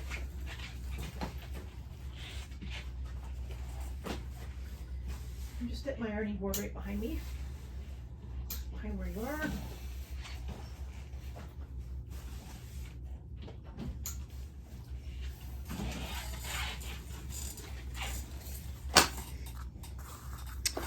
Looking really nice. Okay, now we'll put the base on.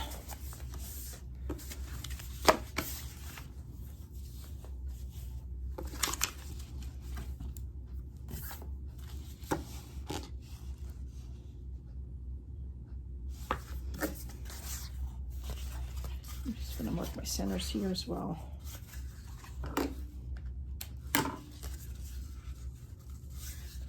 I don't think it's going to be too big of a problem. We're basically just lining up the ends. I'm supposed to turn interior so it's wrong side out. That is the wrong side out. Yep.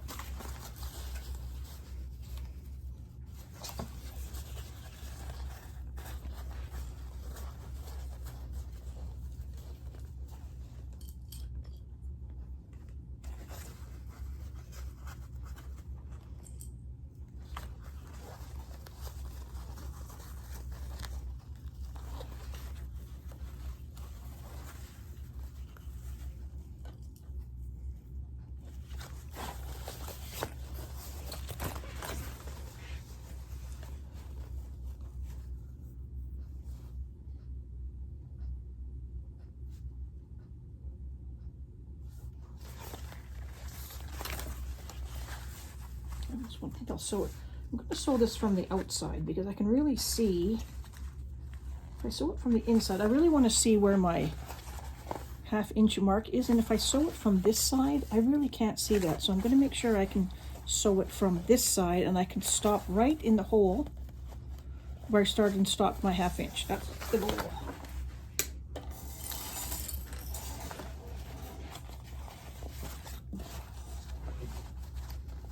Exactly what I want. I can't really see it here. There we go. It's a little bit more light today. It's dark outside and it's just one of those days. I'm going to do that all the way down here.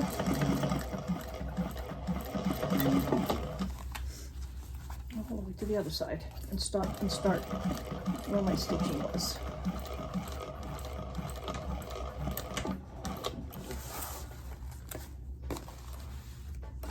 Well, you can see there how I started and I stopped right where my stitching was and putting the sides on. We're going to do that on the other side. Exactly the same.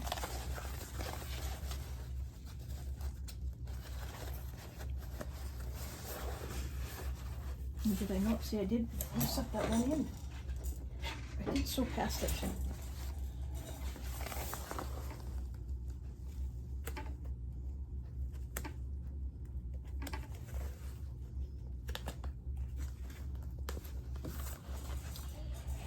Let me just reinforce that there where I picked out my stitches because I don't want it to separate on me. So I'm just going to do a couple of stitches right there.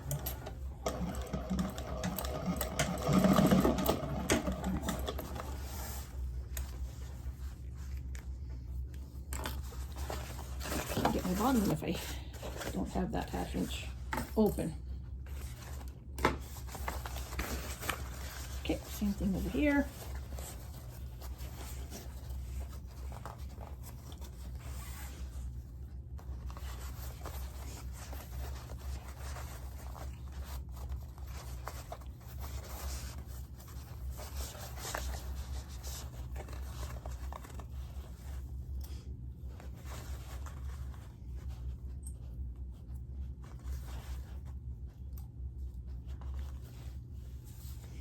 And I'm going to sew from this side.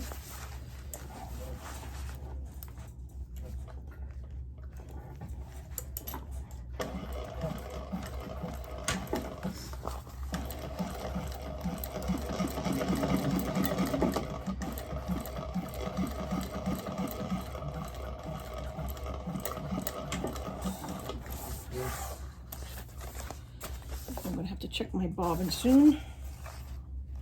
Can hear that it's loose. My threads start to unwind in there. Okay, I'm going to do the sides here. The long sides, and I will pin this way. I like to make sure my clips are flat on my machine when I use them, so that this part's on my machine and not this part, because they're harder to get off. So I try to clip using the clips that way. It just makes it easier to take them out sometimes. And I don't break as many because they're, you know how clips are. Here today, gone tomorrow. Okay, same thing here. Start at that 1/2 inch mark that we made.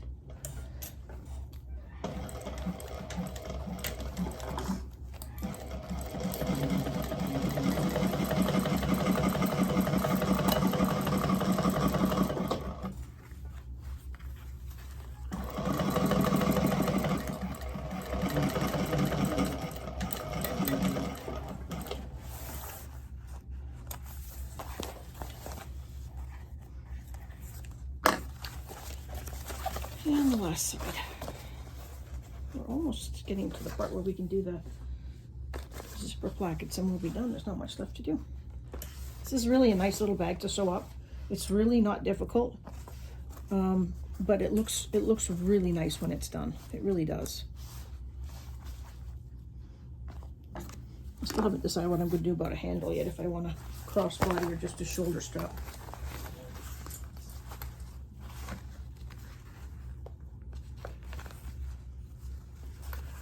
We'll figure that out though.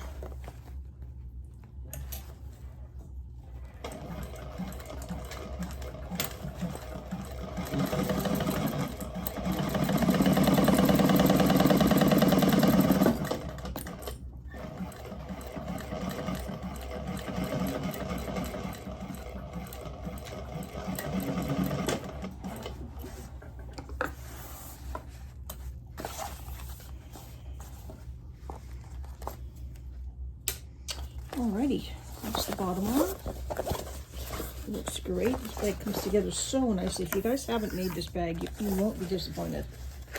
It's just, I mean, look at that inside. It's just gorgeous.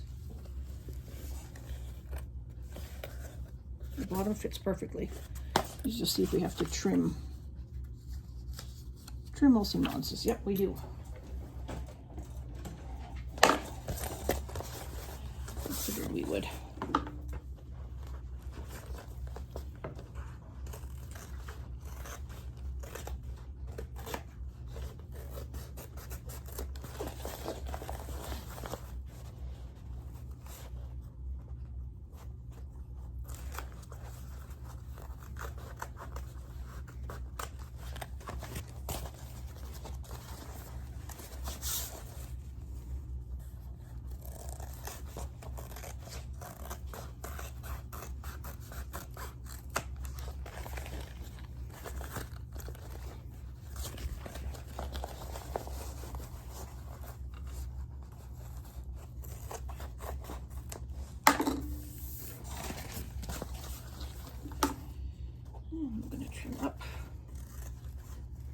Let me just trim and just leave a little bit at the top so I can open up my seam allowances at the top.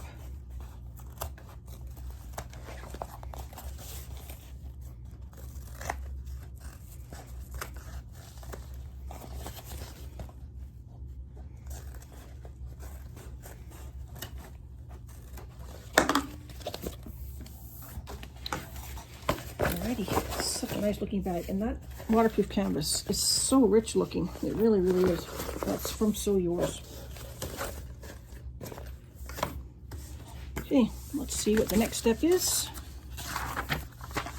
Okay, the next step is the recessed zipper assembly. So let me get my bits and bobs together for that, and I'll be right back. Okay, now we're going to do our recessed zipper assembly, and we're going to get our 4 zipper plackets ready to go. We're going to turn in one side of the zipper placket 1/4 of an inch.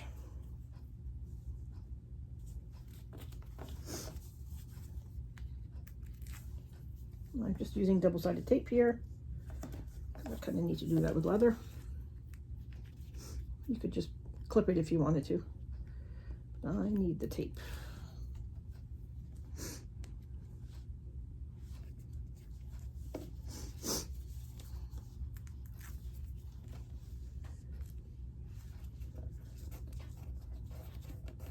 Okay, we're going to sew 2 together. Right sides together.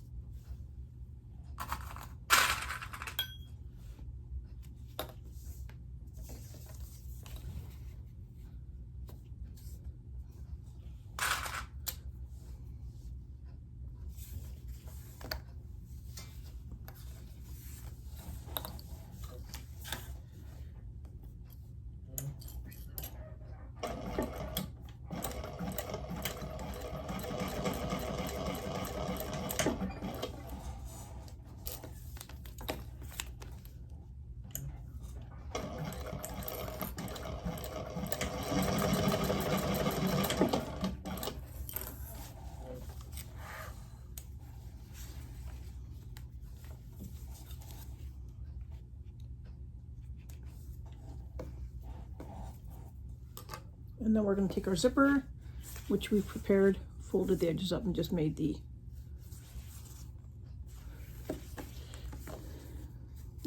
turn the tops down. What am I trying to say here? It says to put the zipper pull on, but I think I'm going to wait until after.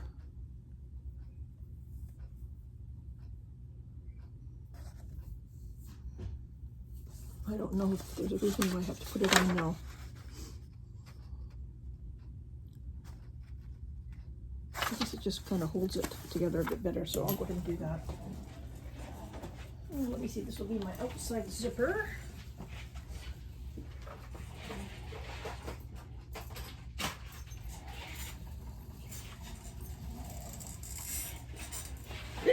Excuse me.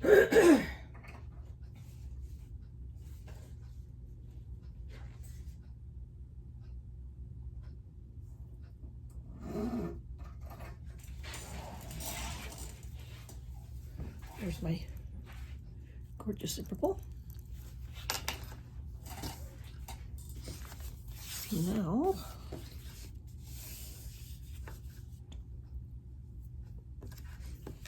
I just want to double check on this here.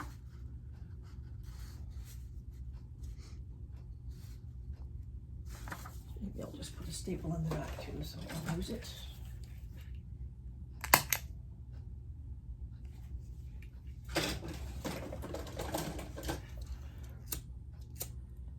I did that already, but I just want to double check so it doesn't unravel.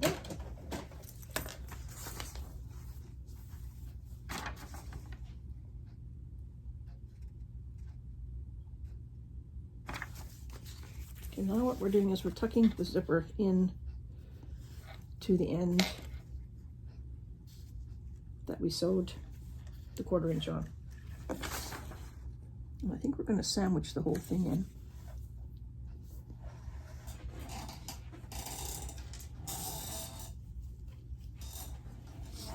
Let me just double check here.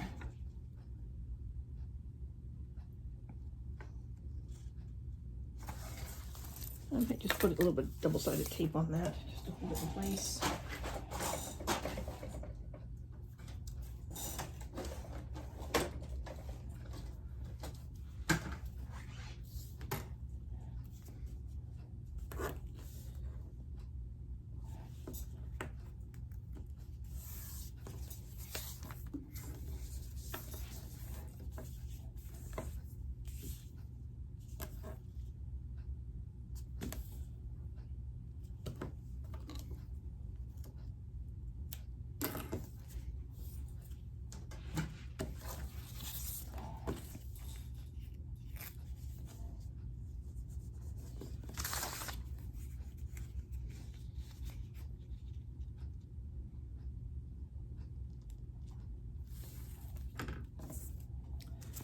Okay, we're going to tuck the zipper teeth right up to the edge there.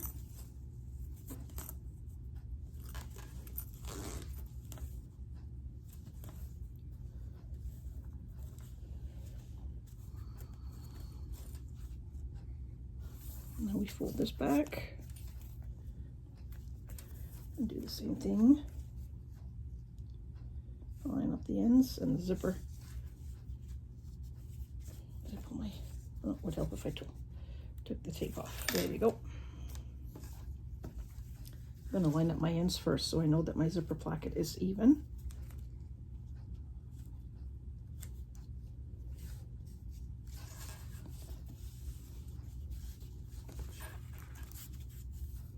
So I've got the teeth right into where we sewed here, the coordinate seam.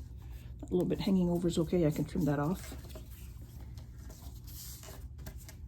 No, it's asking for a 3/8 seam allowance on this, but I don't think I can do that because of my foot. So I will get as close as I can to my zipper. I'll have to give it a feel. I can probably do, I might be able to do a 3/8, so just maybe. Just maybe.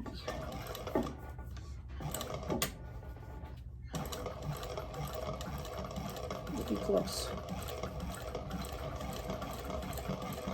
I pull out of the way.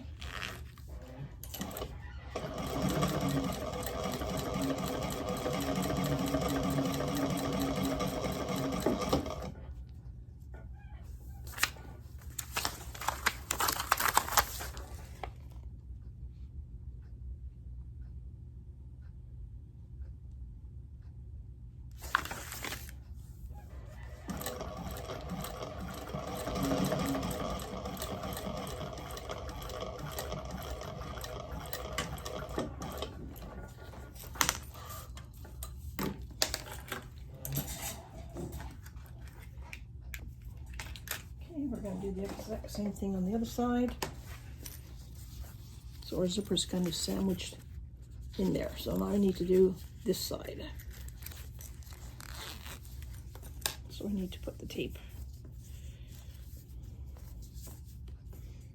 on the top.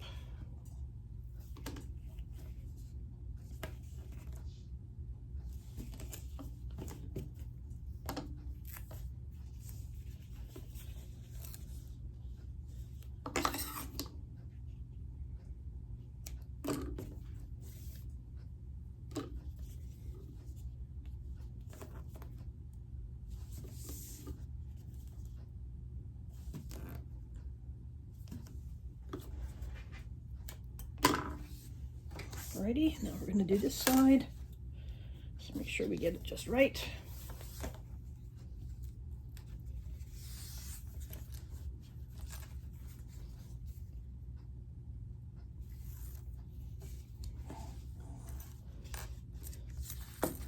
Just want to make sure I do this right.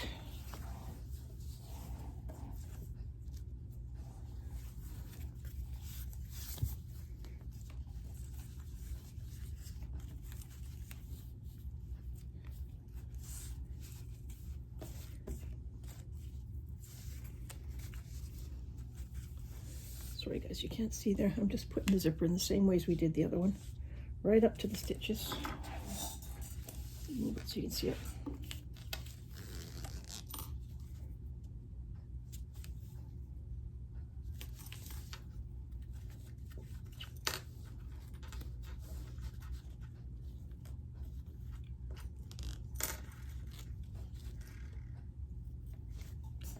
Folding this one over, lining up the bottom.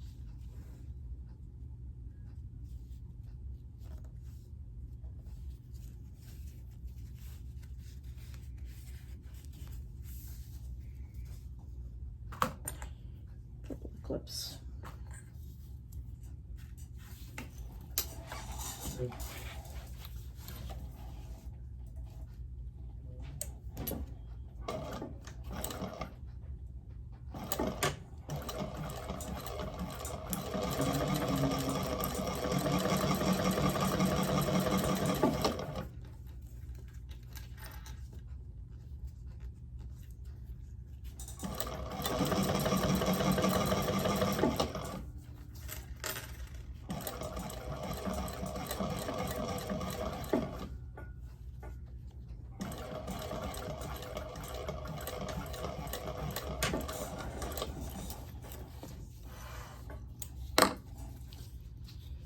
Hopefully we didn't get it twisted. If we did, I'll have to... I don't think I did. Yay! These are going to go this way. I'm just going to zip up my zipper if I can.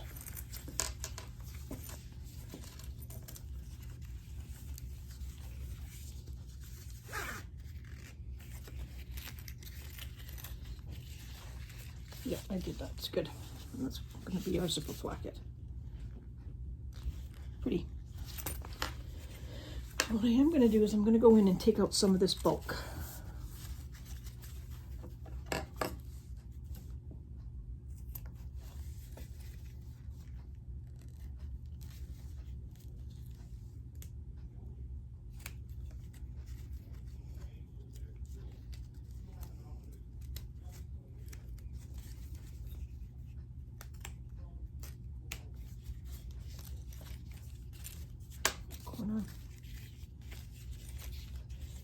This corner, I'm going to trim off my overhang there. Try not to trim the zipper, just the leather.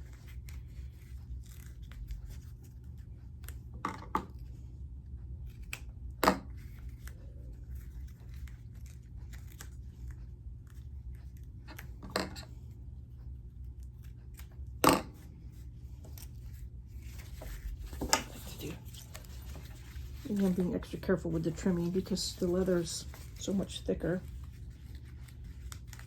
I do want it to look nice when it's turned.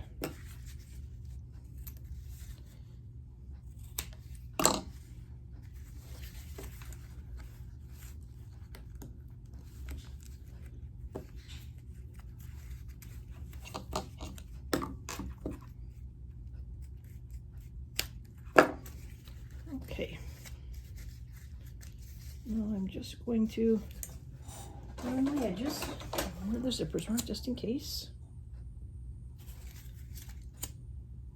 Definitely don't want any fraying. And we're going to turn it. I'd like to trim this away too.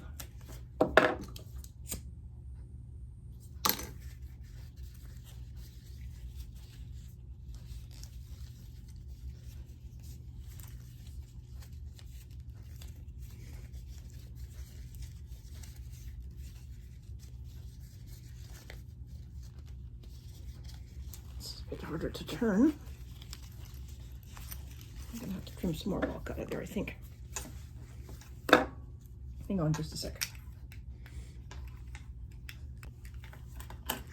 Okay, I'm bringing out all my tools to turn this placket so it's nice and even.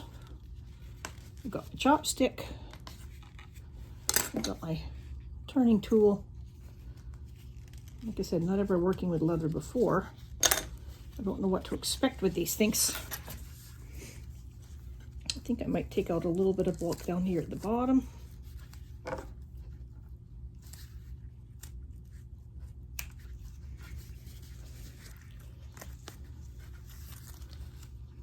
I'm not taking the zipper, I'm just taking the leather. Both sides, I think.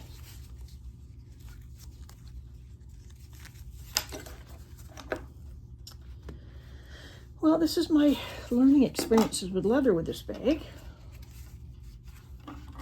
I can see, even though I have thin leather, some spots would be good to skive even thinner, like these zipper plackets might be a good idea.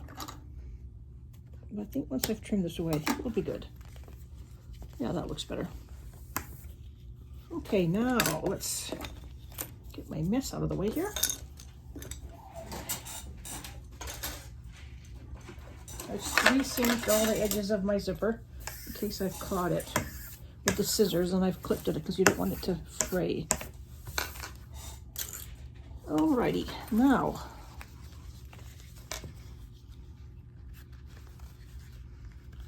the fun part. Matching up the ends, and we're going to sew all around the placket.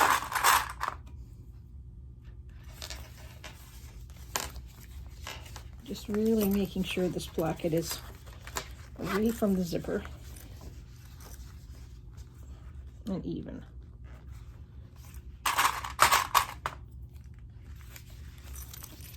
I don't think pressing it will do any good. I'm just kind of going to roll my fingers with it.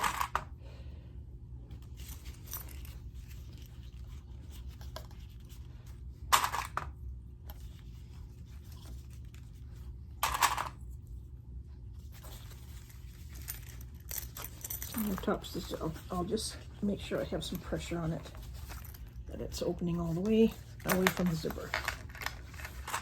We'll do one at a time.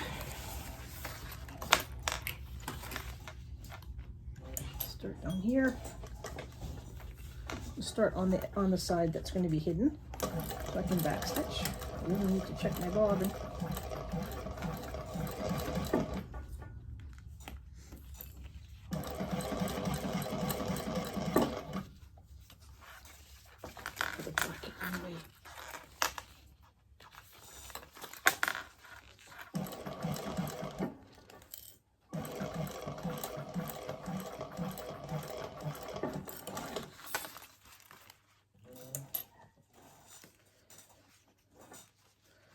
Might be a little bit of a challenge. It is quite thick there. Let me see if you can do it. Let's put one back. Now I'm going to just feel with my fingers and just make sure that both sides of that placket are away from my zipper.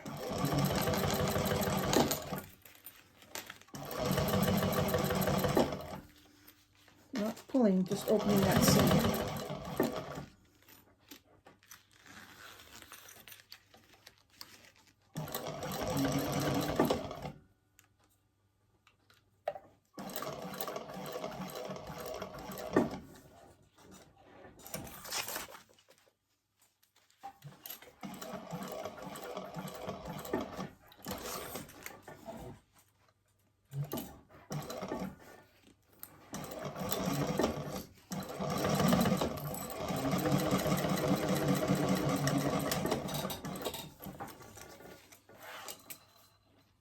I gotta check my bobbin before it's too late.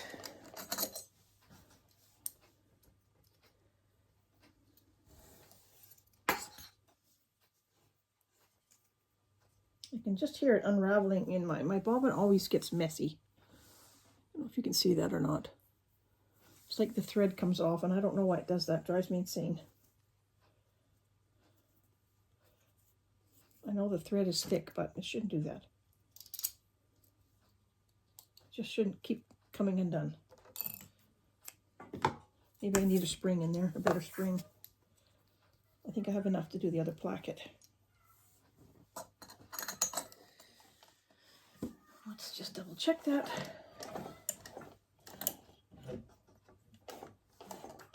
Nope, something's wrong. Something's stuck. It's gone away. Far, far away.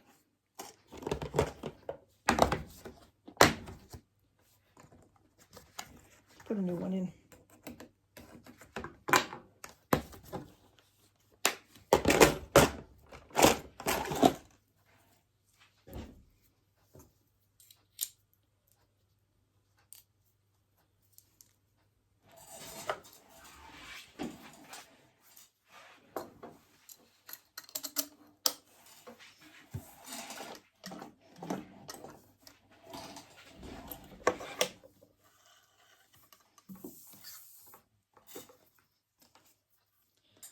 Pick up that other one that decided to run across the room before it's all over the place.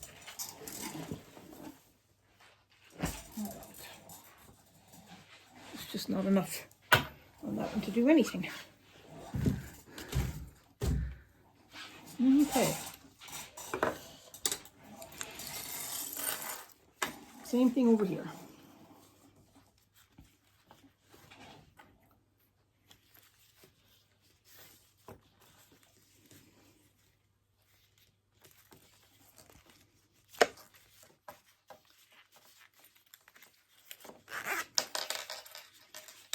It's gonna look really nice when it's done, actually. Quite happy with that.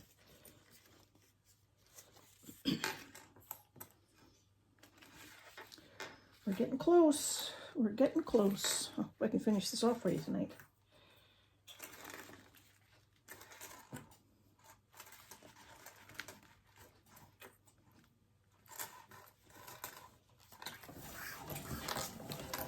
Okay.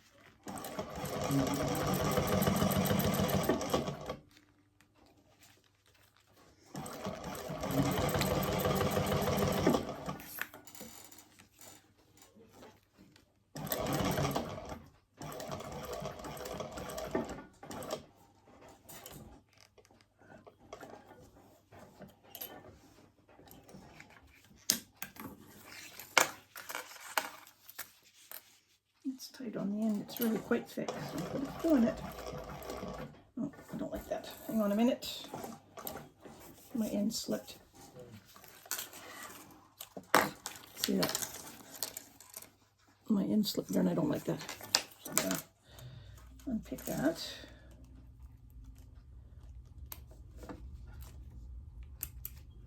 Bring that up again.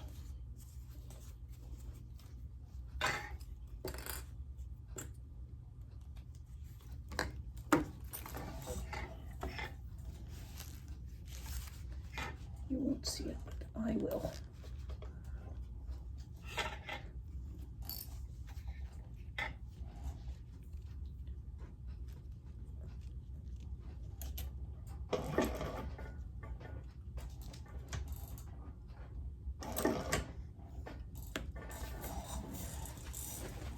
Use a tool.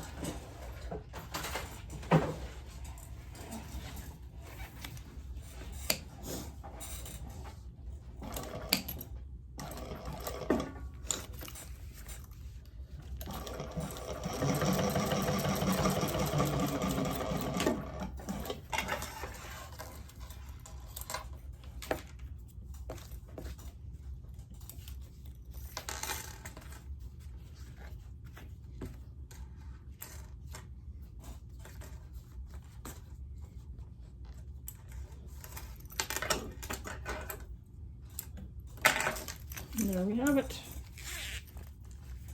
Zipper placket. It's not perfect,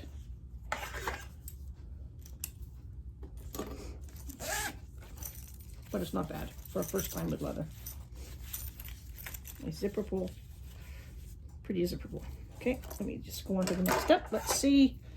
Gather. I think this is where we do the facings and we attach it. Yes, let me just get all my stuff together for that. I'll be right back. Okay, we're down to our facings, and what we've done is we've marked 1 inch down from the top of the facing. We found our centers, and now we're pinning the facings to the centers of the zipper placket that we just did. I'm just going to sew this one at a time. We're going to baste that on.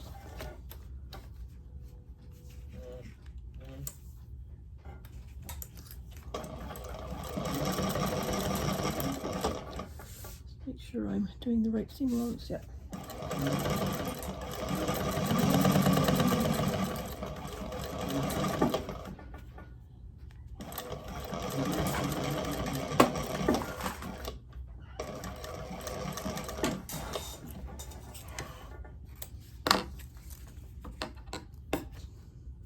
We're going to be folding this down later on because it's a drop-in lining. So that's that side.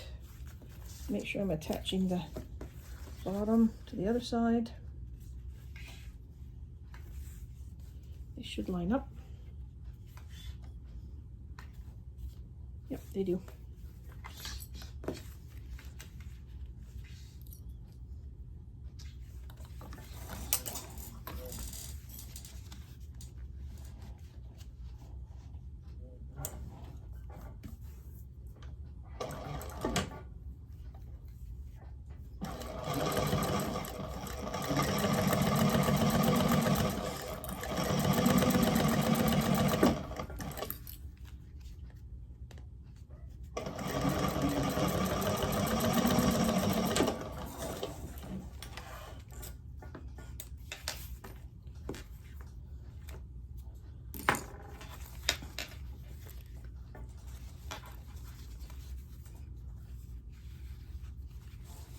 Now we're going to clip the ends of the facing piece together. So it's going to be one big facing, both sides.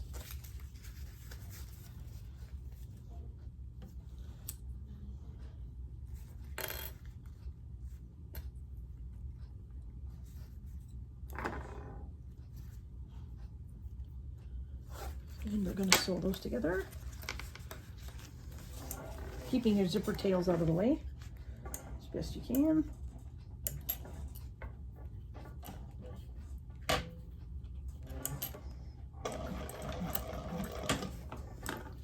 I haven't broken the needle yet, so I'm doing good. Doing good.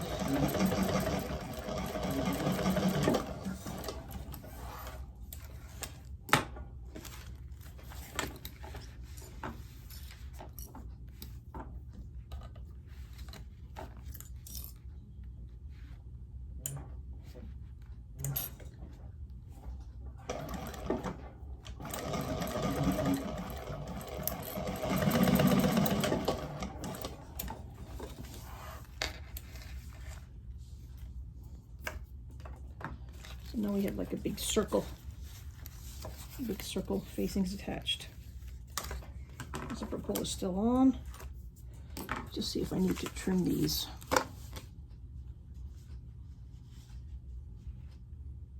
This seems open. I can't do that. Can't press them, but I can stick them with a little bit of tape.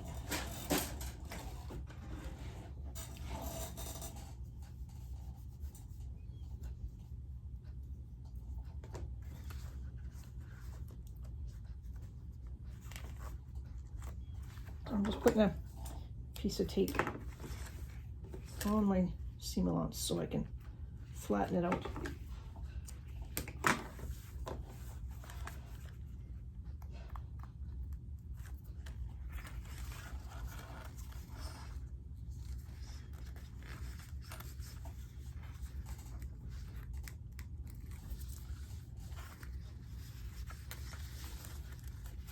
See how I flatten my seam allowances up there. I'll do it on the other side.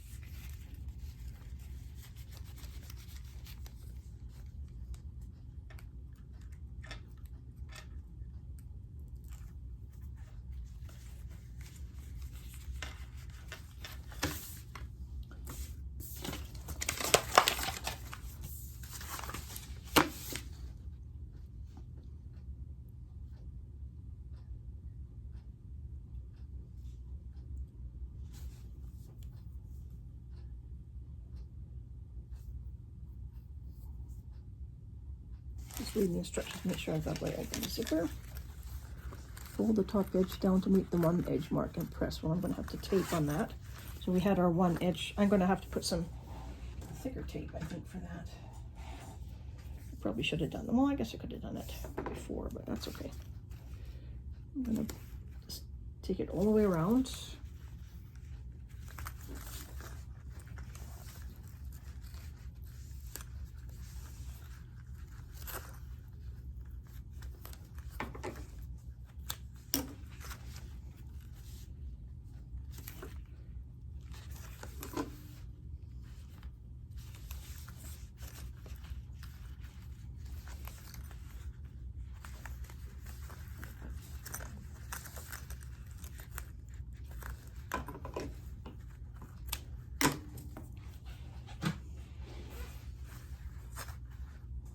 I'm just putting that double-sided tape close to the fold line.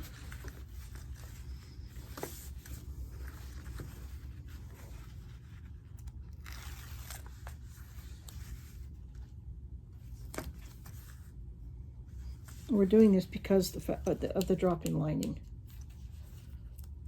It's just a little bit different than what we're used to doing.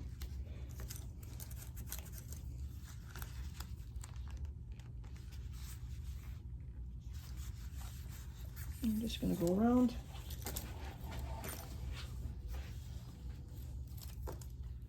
And fold and trim out some of that bulk.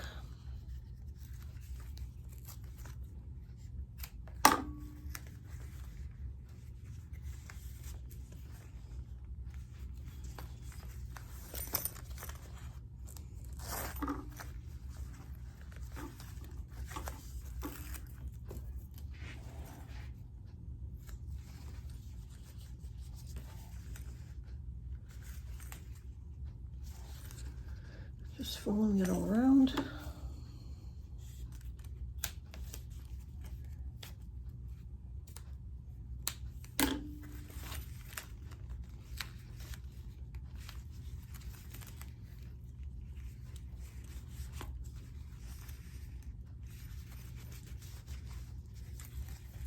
I don't think I need to clip it. This tape is pretty sticky.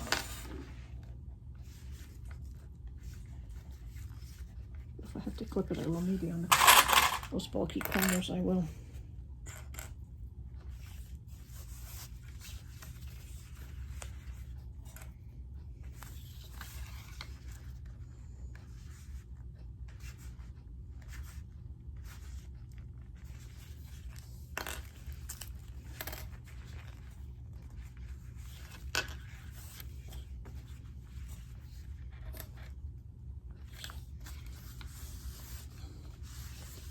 Essentially, then what we've made is like a finished top.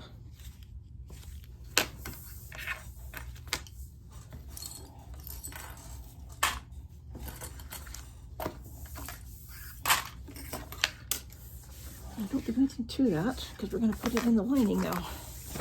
I'm going to go get my lining pieces, and we're almost done.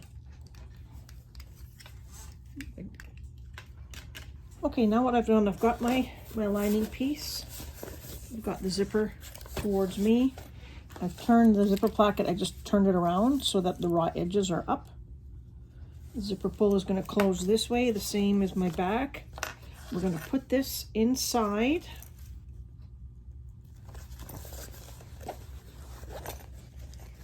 And we're going to line up, we're going to make a center mark here. Make sure you've marked your centers, and we're going to line up that zipper facing with that. I'm going to go do both sides at the same time.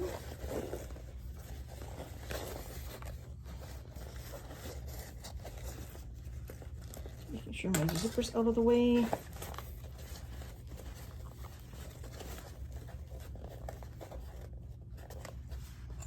Lining that up. I'm going to line up my centers here, which we've all marked.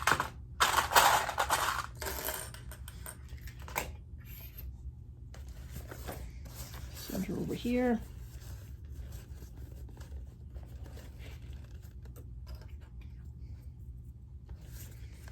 I'm just going to go around and clip all that in.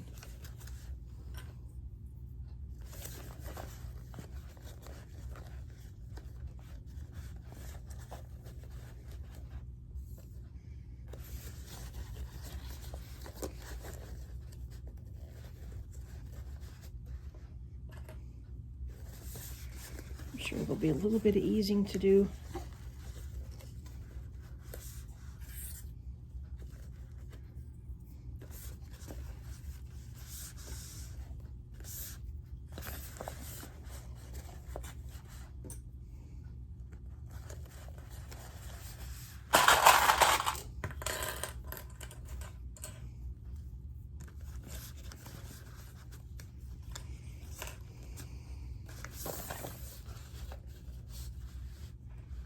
I think I might sew from the inside, so I'll probably have to turn all my clips around.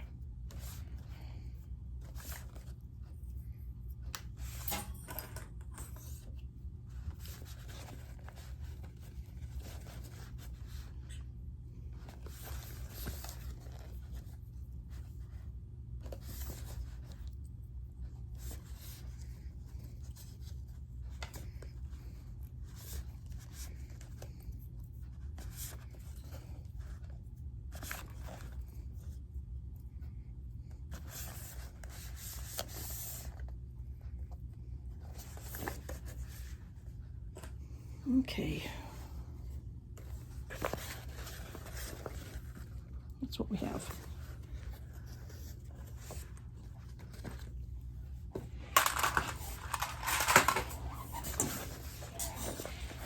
Oh, it's a different way to do a drop-in lining for sure. I like it though.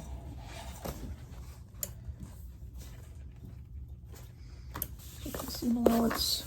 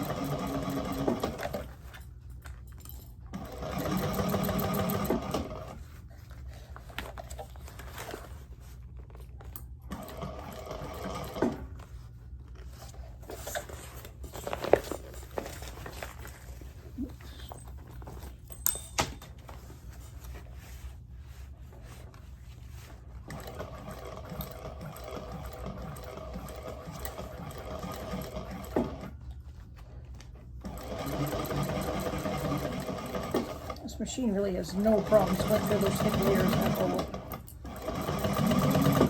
But I'll probably put a new needle in after this bag. I don't have leather needles, but it's just a regular needle. I think it's an 18 that I'm sewing with.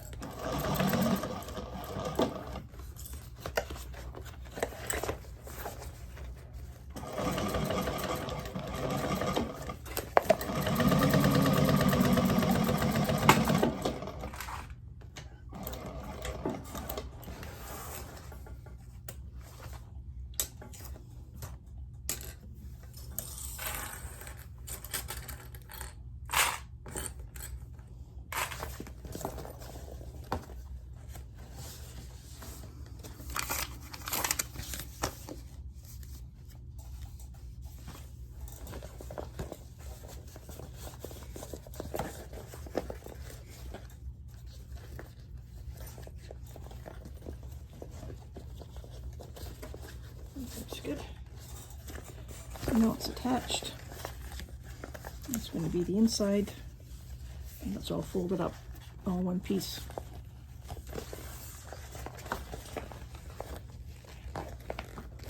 It's going to be really nice. What's this to trim? Let me just get some of the bulk out of the leather there. It's a lot.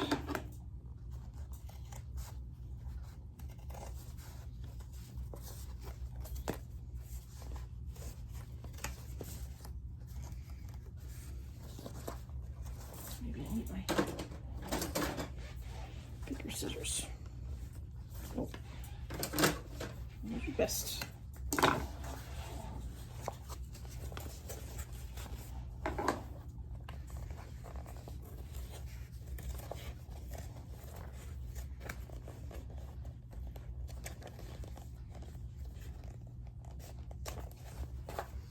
It's a lot of bulk to take out.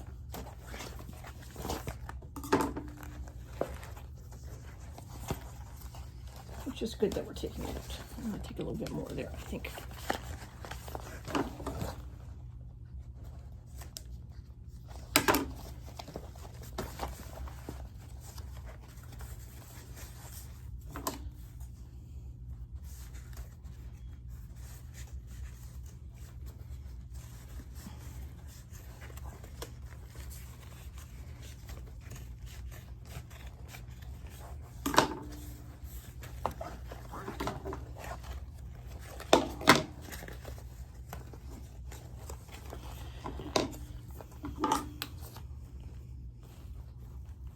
Really, like I said, it's not a hard bag to make, but she has some really nice steps that when you do them her way, you make the bag look really nice.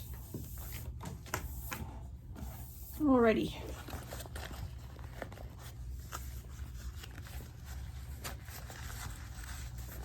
What's that? Let's see, we're getting close.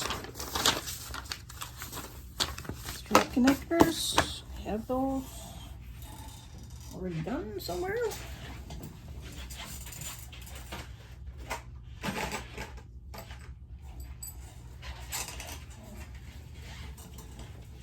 Okay, let's see what they want us to do with the strap connectors. Those are going to go here on the exterior. So I've just done the regular strap connectors, just 3/4 inch on these ones. And I think they go in here.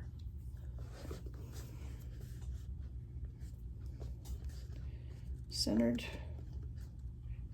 I might actually take those along the top there.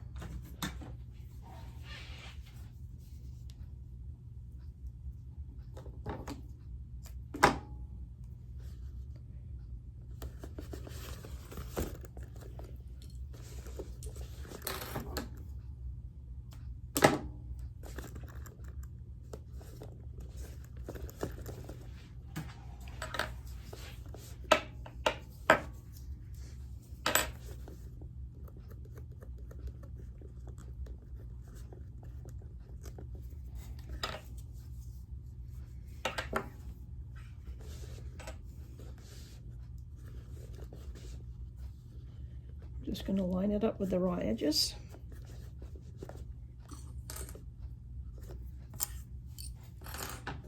And we're going to baste.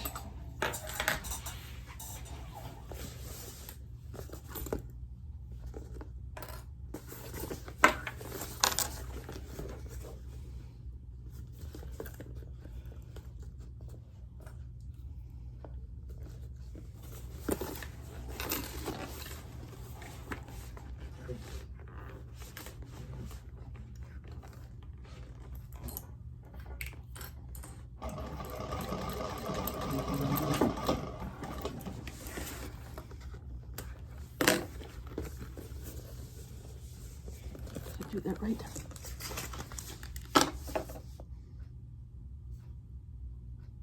Somehow I don't think that's right. I think I should have done that on the lining. I should have done that on the lining piece, I think. Let me just double check my instructions. I don't think that's right. It's definitely not right. Hang on a minute. Okay guys, be transparent. I've actually made a mistake in this bag, and I'm going to have to fix it before I can put my side connectors on. When I was making the bag, I folded my tops down 1 inch and then I sewed it together, and I shouldn't have done that. I should have sewn my side seams with the raw edges and turned it over all in one. That way I'll have a raw edge to put my connector on. So I'm going to go around my bag now, and I'm just going to unpick the top and re-sew it and get it ready so I can put the connectors on. And I'm going to do that off camera because who knows how long it will take me, but I just have to go fix that first, and I'll show you that after I fixed it.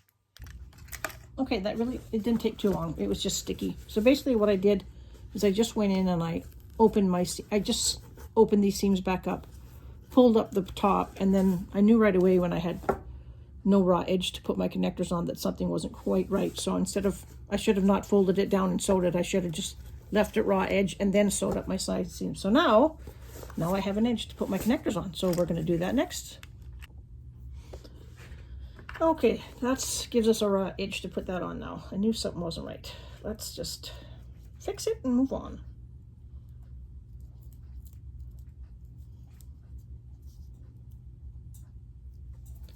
Now that's going to work better. Sending that connector.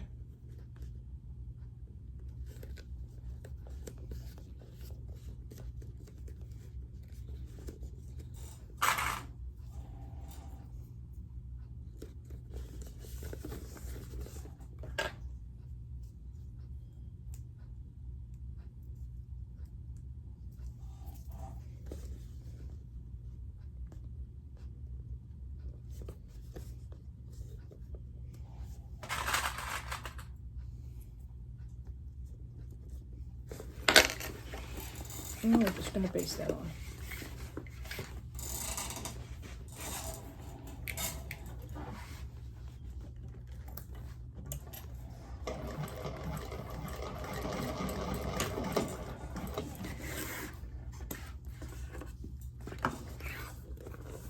And that way, when we fold this over, then our connectors will be inside the bag. That works much better.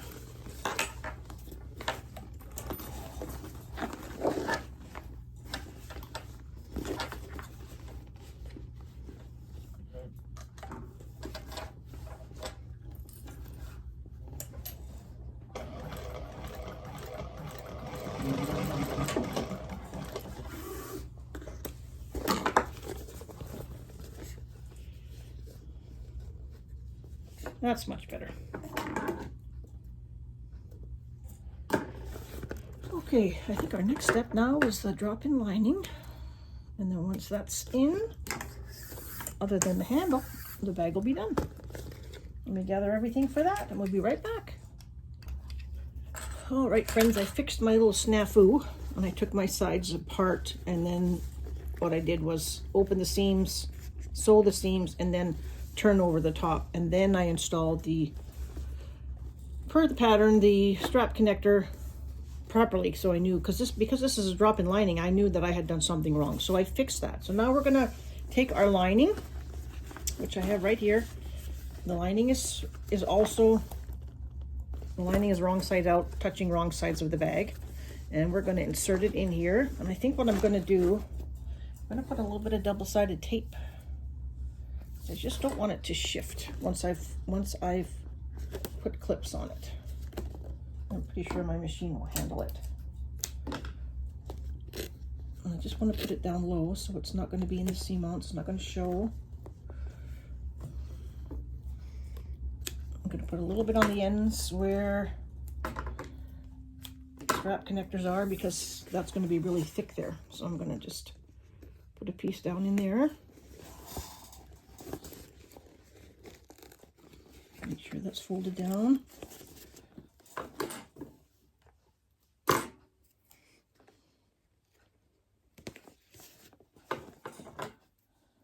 That way when I clip it, it should stick. We don't want this slipping. Okay, now I'm going to match up our centers.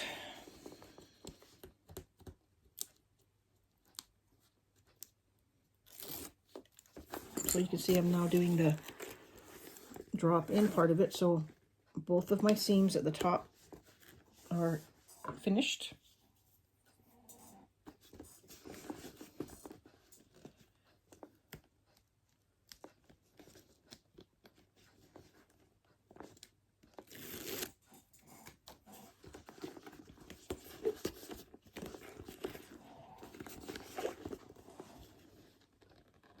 To be even.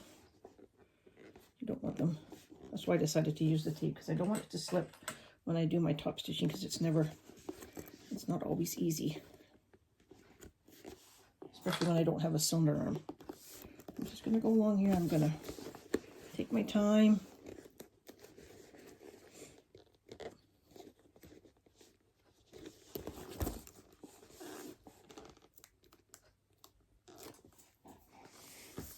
hands in place.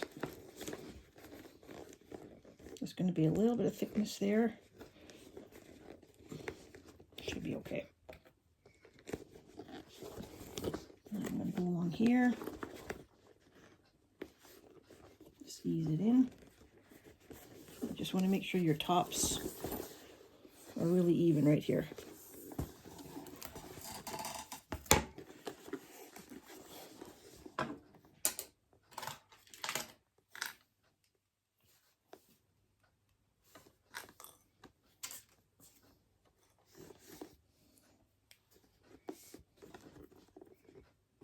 You can do it from the outside.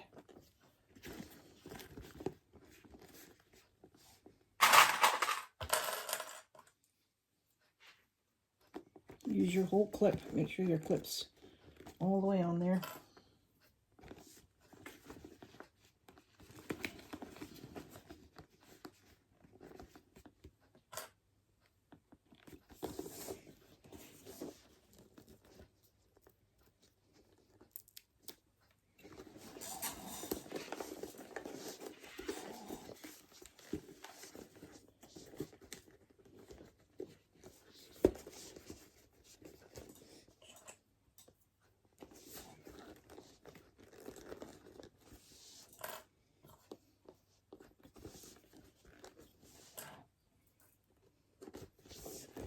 Make sure your zipper plackets are down.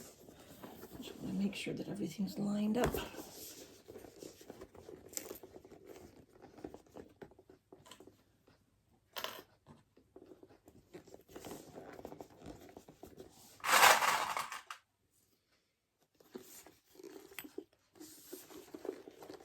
Over here.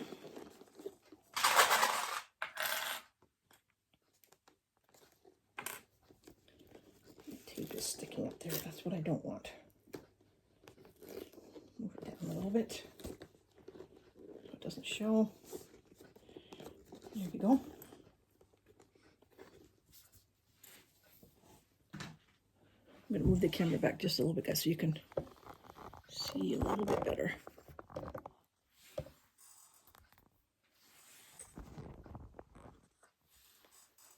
Try to make it not wiggle. There we go. And make sure you've got your zipper. One thing I forgot to mention too, just make sure you've got your zipper going in the direction that you want it, whatever that is for you, that's where you want it. So mine's going to be closing that way and that way.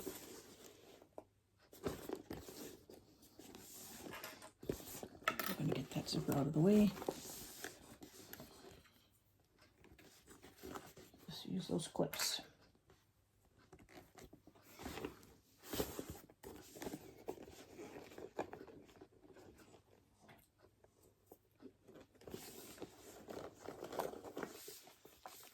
Looks pretty good, pretty even. There's my top clipped around. And I've decided I think I'm going to make a crossbody strap. I think that's what I want to do with this one. Because if I keep it for myself, I'm definitely a crossbody person with those. Let me see, I'm going to start on the back. Get my space cleared so I can fight with it.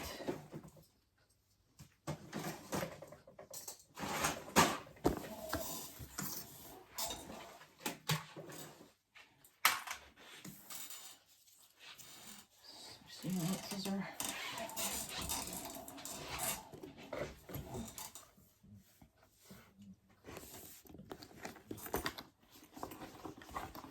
I know some people work from the inside, but I really like to go from the outside. If I can with this leather. Let's give it a go. Might have to squish it a little bit.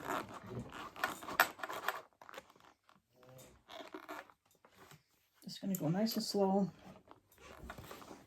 I might have to turn up my hump jumper when I get to the edges.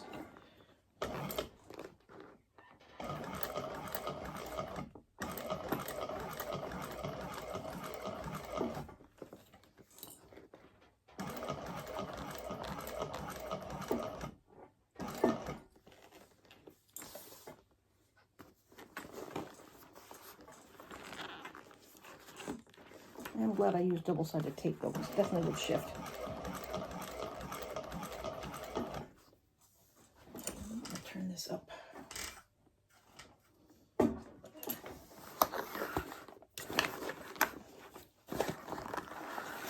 This is where it gets difficult. Let's see if I can do it.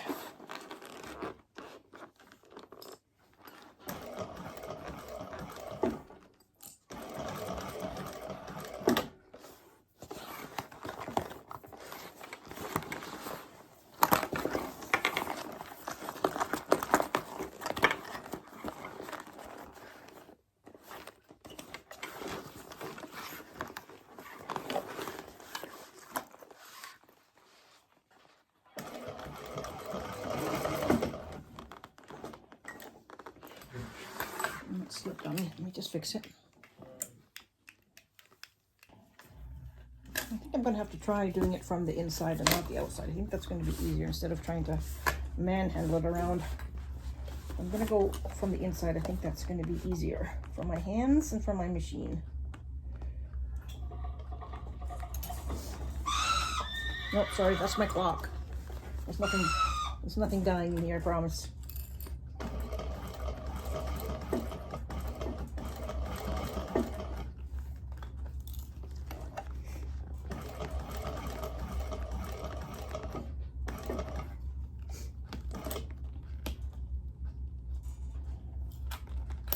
Of course, my clips are all on the wrong way now for that. But that's okay.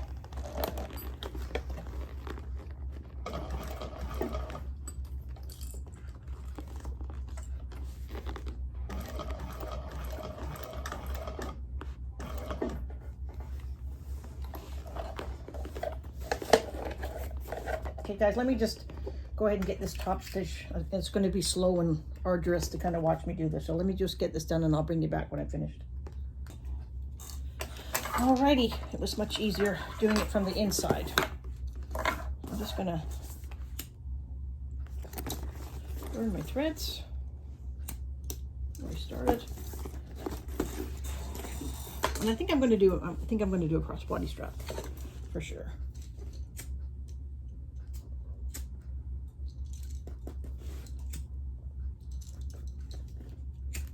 Just cleaning up all the little threads here. It was definitely easier to do it from the inside. You can't really tell which thread is the inside top stitching or the outside top stitching, so, but that worked better. No point in me pretending that I can handle that. So now I'm just going to kind of get my innards in, work on my corners. This is a really cute bag, guys. Like I said, and I've made it out of cork and fabric. You don't have to make it out of leather. These sides, I'm not going to lie, were thick on my machine. But it did it. I know we're pretty good. I just have to be quick about it. I don't know, when I maybe work this a little bit more leather, I'll understand how to do that a little bit better. This is really cute. Look at the inside of that. Can you see my tag? I got a tag in there somewhere. Yeah, you can see my tag that I put in. The slip pockets. There it is, guys. This is the Alanna from Doodabug. Now let me go. Here's the top stitching. It's such a pretty bag. I really do like it. I think this is, like I said, it's been a while since I made it. This might be the third one that I've ever made, but first one in leather. So let me go and get my strap. Now this doesn't have lobster clasp. I'm going to have to connect the strap right to the these strap connectors here. So let me go get my strap. We'll be right back. Okay, now I decided to do my strap. So what I did, I just cut 1.5 inches. I've marked down the center. And now I'm using yards and yards and yards of double-sided tape. I'm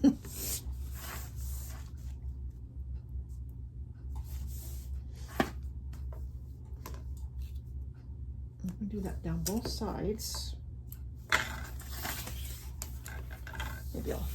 Maybe I should do that.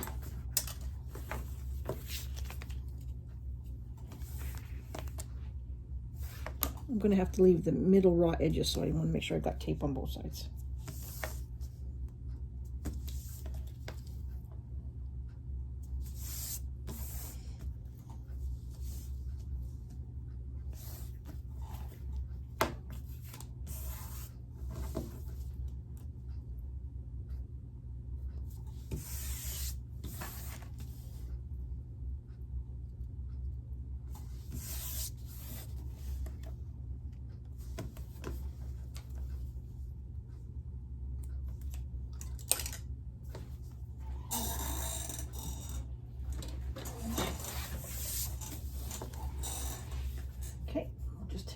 on one side. I'll work one side at a time. It's a big one. Picking up all my table space to move these. There we go. I don't know why I like to fold towards myself better than away from myself. So I'm going to fold it just, I've drawn a line down the middle. I'm going to fold the leather just to underneath that line. I hope this tape is strong enough for this. I might have to clip it.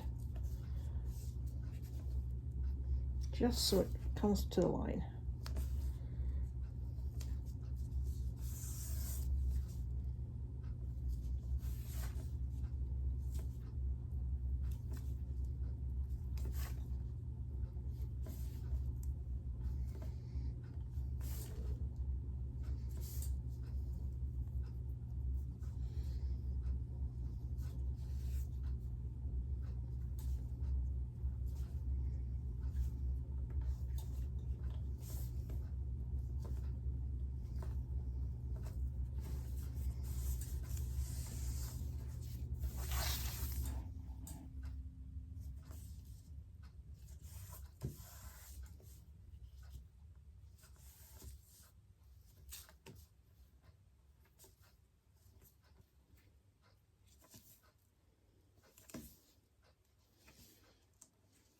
Let me bring you back after this is done. This takes forever.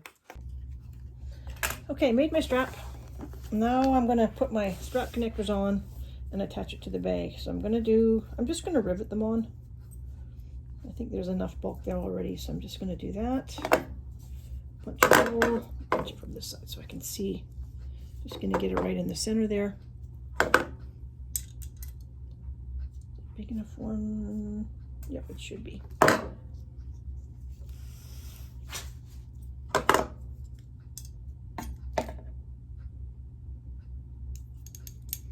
I'm just eyeballing it.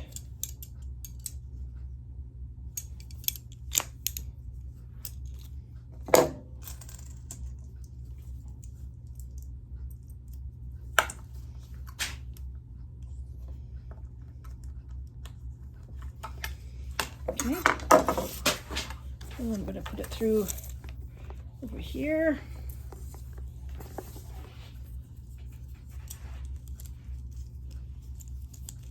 This is going to be permanently attached to the bag. This isn't a removable strap. So this is why I have to attach the other side right to my bag. And then we're done.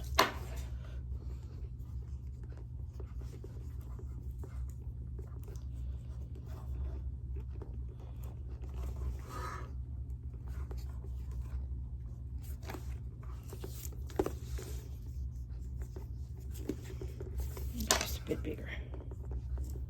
It's a fairly good sized rivet.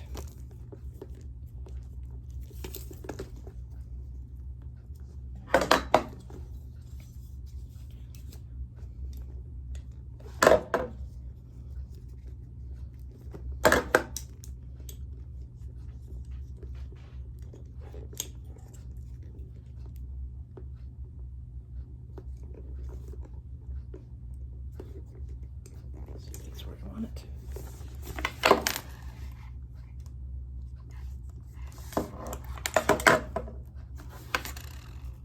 Everything's more difficult with leather. I'm beginning to realize that.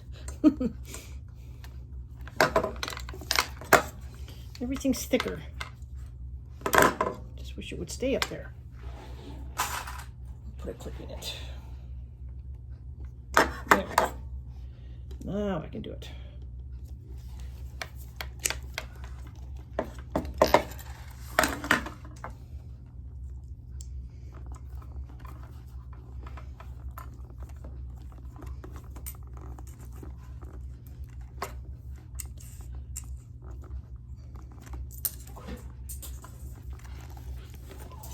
But of course, let me find another back and I'm going to go press it on my press. I'm going to find my back first. Hang on just a second. Let me find it. Alrighty, I pick up my pieces off the floor and there it is. Let me just move the camera a little bit back so you can see it. And there is the bag. The Alanna by Doodabug. Now I've got a strap that's adjustable enough that if we wanted it to be a shoulder strap, we could. Or in my case, I'm going to have it probably good crossbody. And that's plenty big enough for me. Nice, nice bag. Front pocket. Let me just move the camera a little bit. Hang on. There it is, the Alanna. First time for me in leather. Quite pleased with myself. There's a couple of things that I struggled with, but nobody's perfect. One, I did put a little zipper end on just to finish off the zipper too. I like it when the zipper's finished. So that's it. The Alanna. It's an older pattern, a few years old, but it's a lovely make, and it really does go together very, very well. Thanks for watching as usual. I really appreciate that you've taken the time out of your day. Come and watch me sew. Watch all my clips fly around the yard. Put this up so you can see me. There we go. Hey everybody. Sorry, I haven't got the best stand. There we go. Thank you very much. And if you can, like the video, subscribe to my channel. The more subscribers I get, the more things I can do. I want to do some side-by-side lives with Barb from Jeannie's Design. That's always fun to do. And maybe some lives with some of our sewing friends. We can all get together. I know we're going to have some Zooms again with Barb in the future that everyone can join in. That was always fun. So here it is, guys. The Alanna by Doodabug. First time in leather. Thanks again. It's been a fun make. I hope you guys get the pattern and make it yourselves. You'll really enjoy it. Bye. Thanks for watching.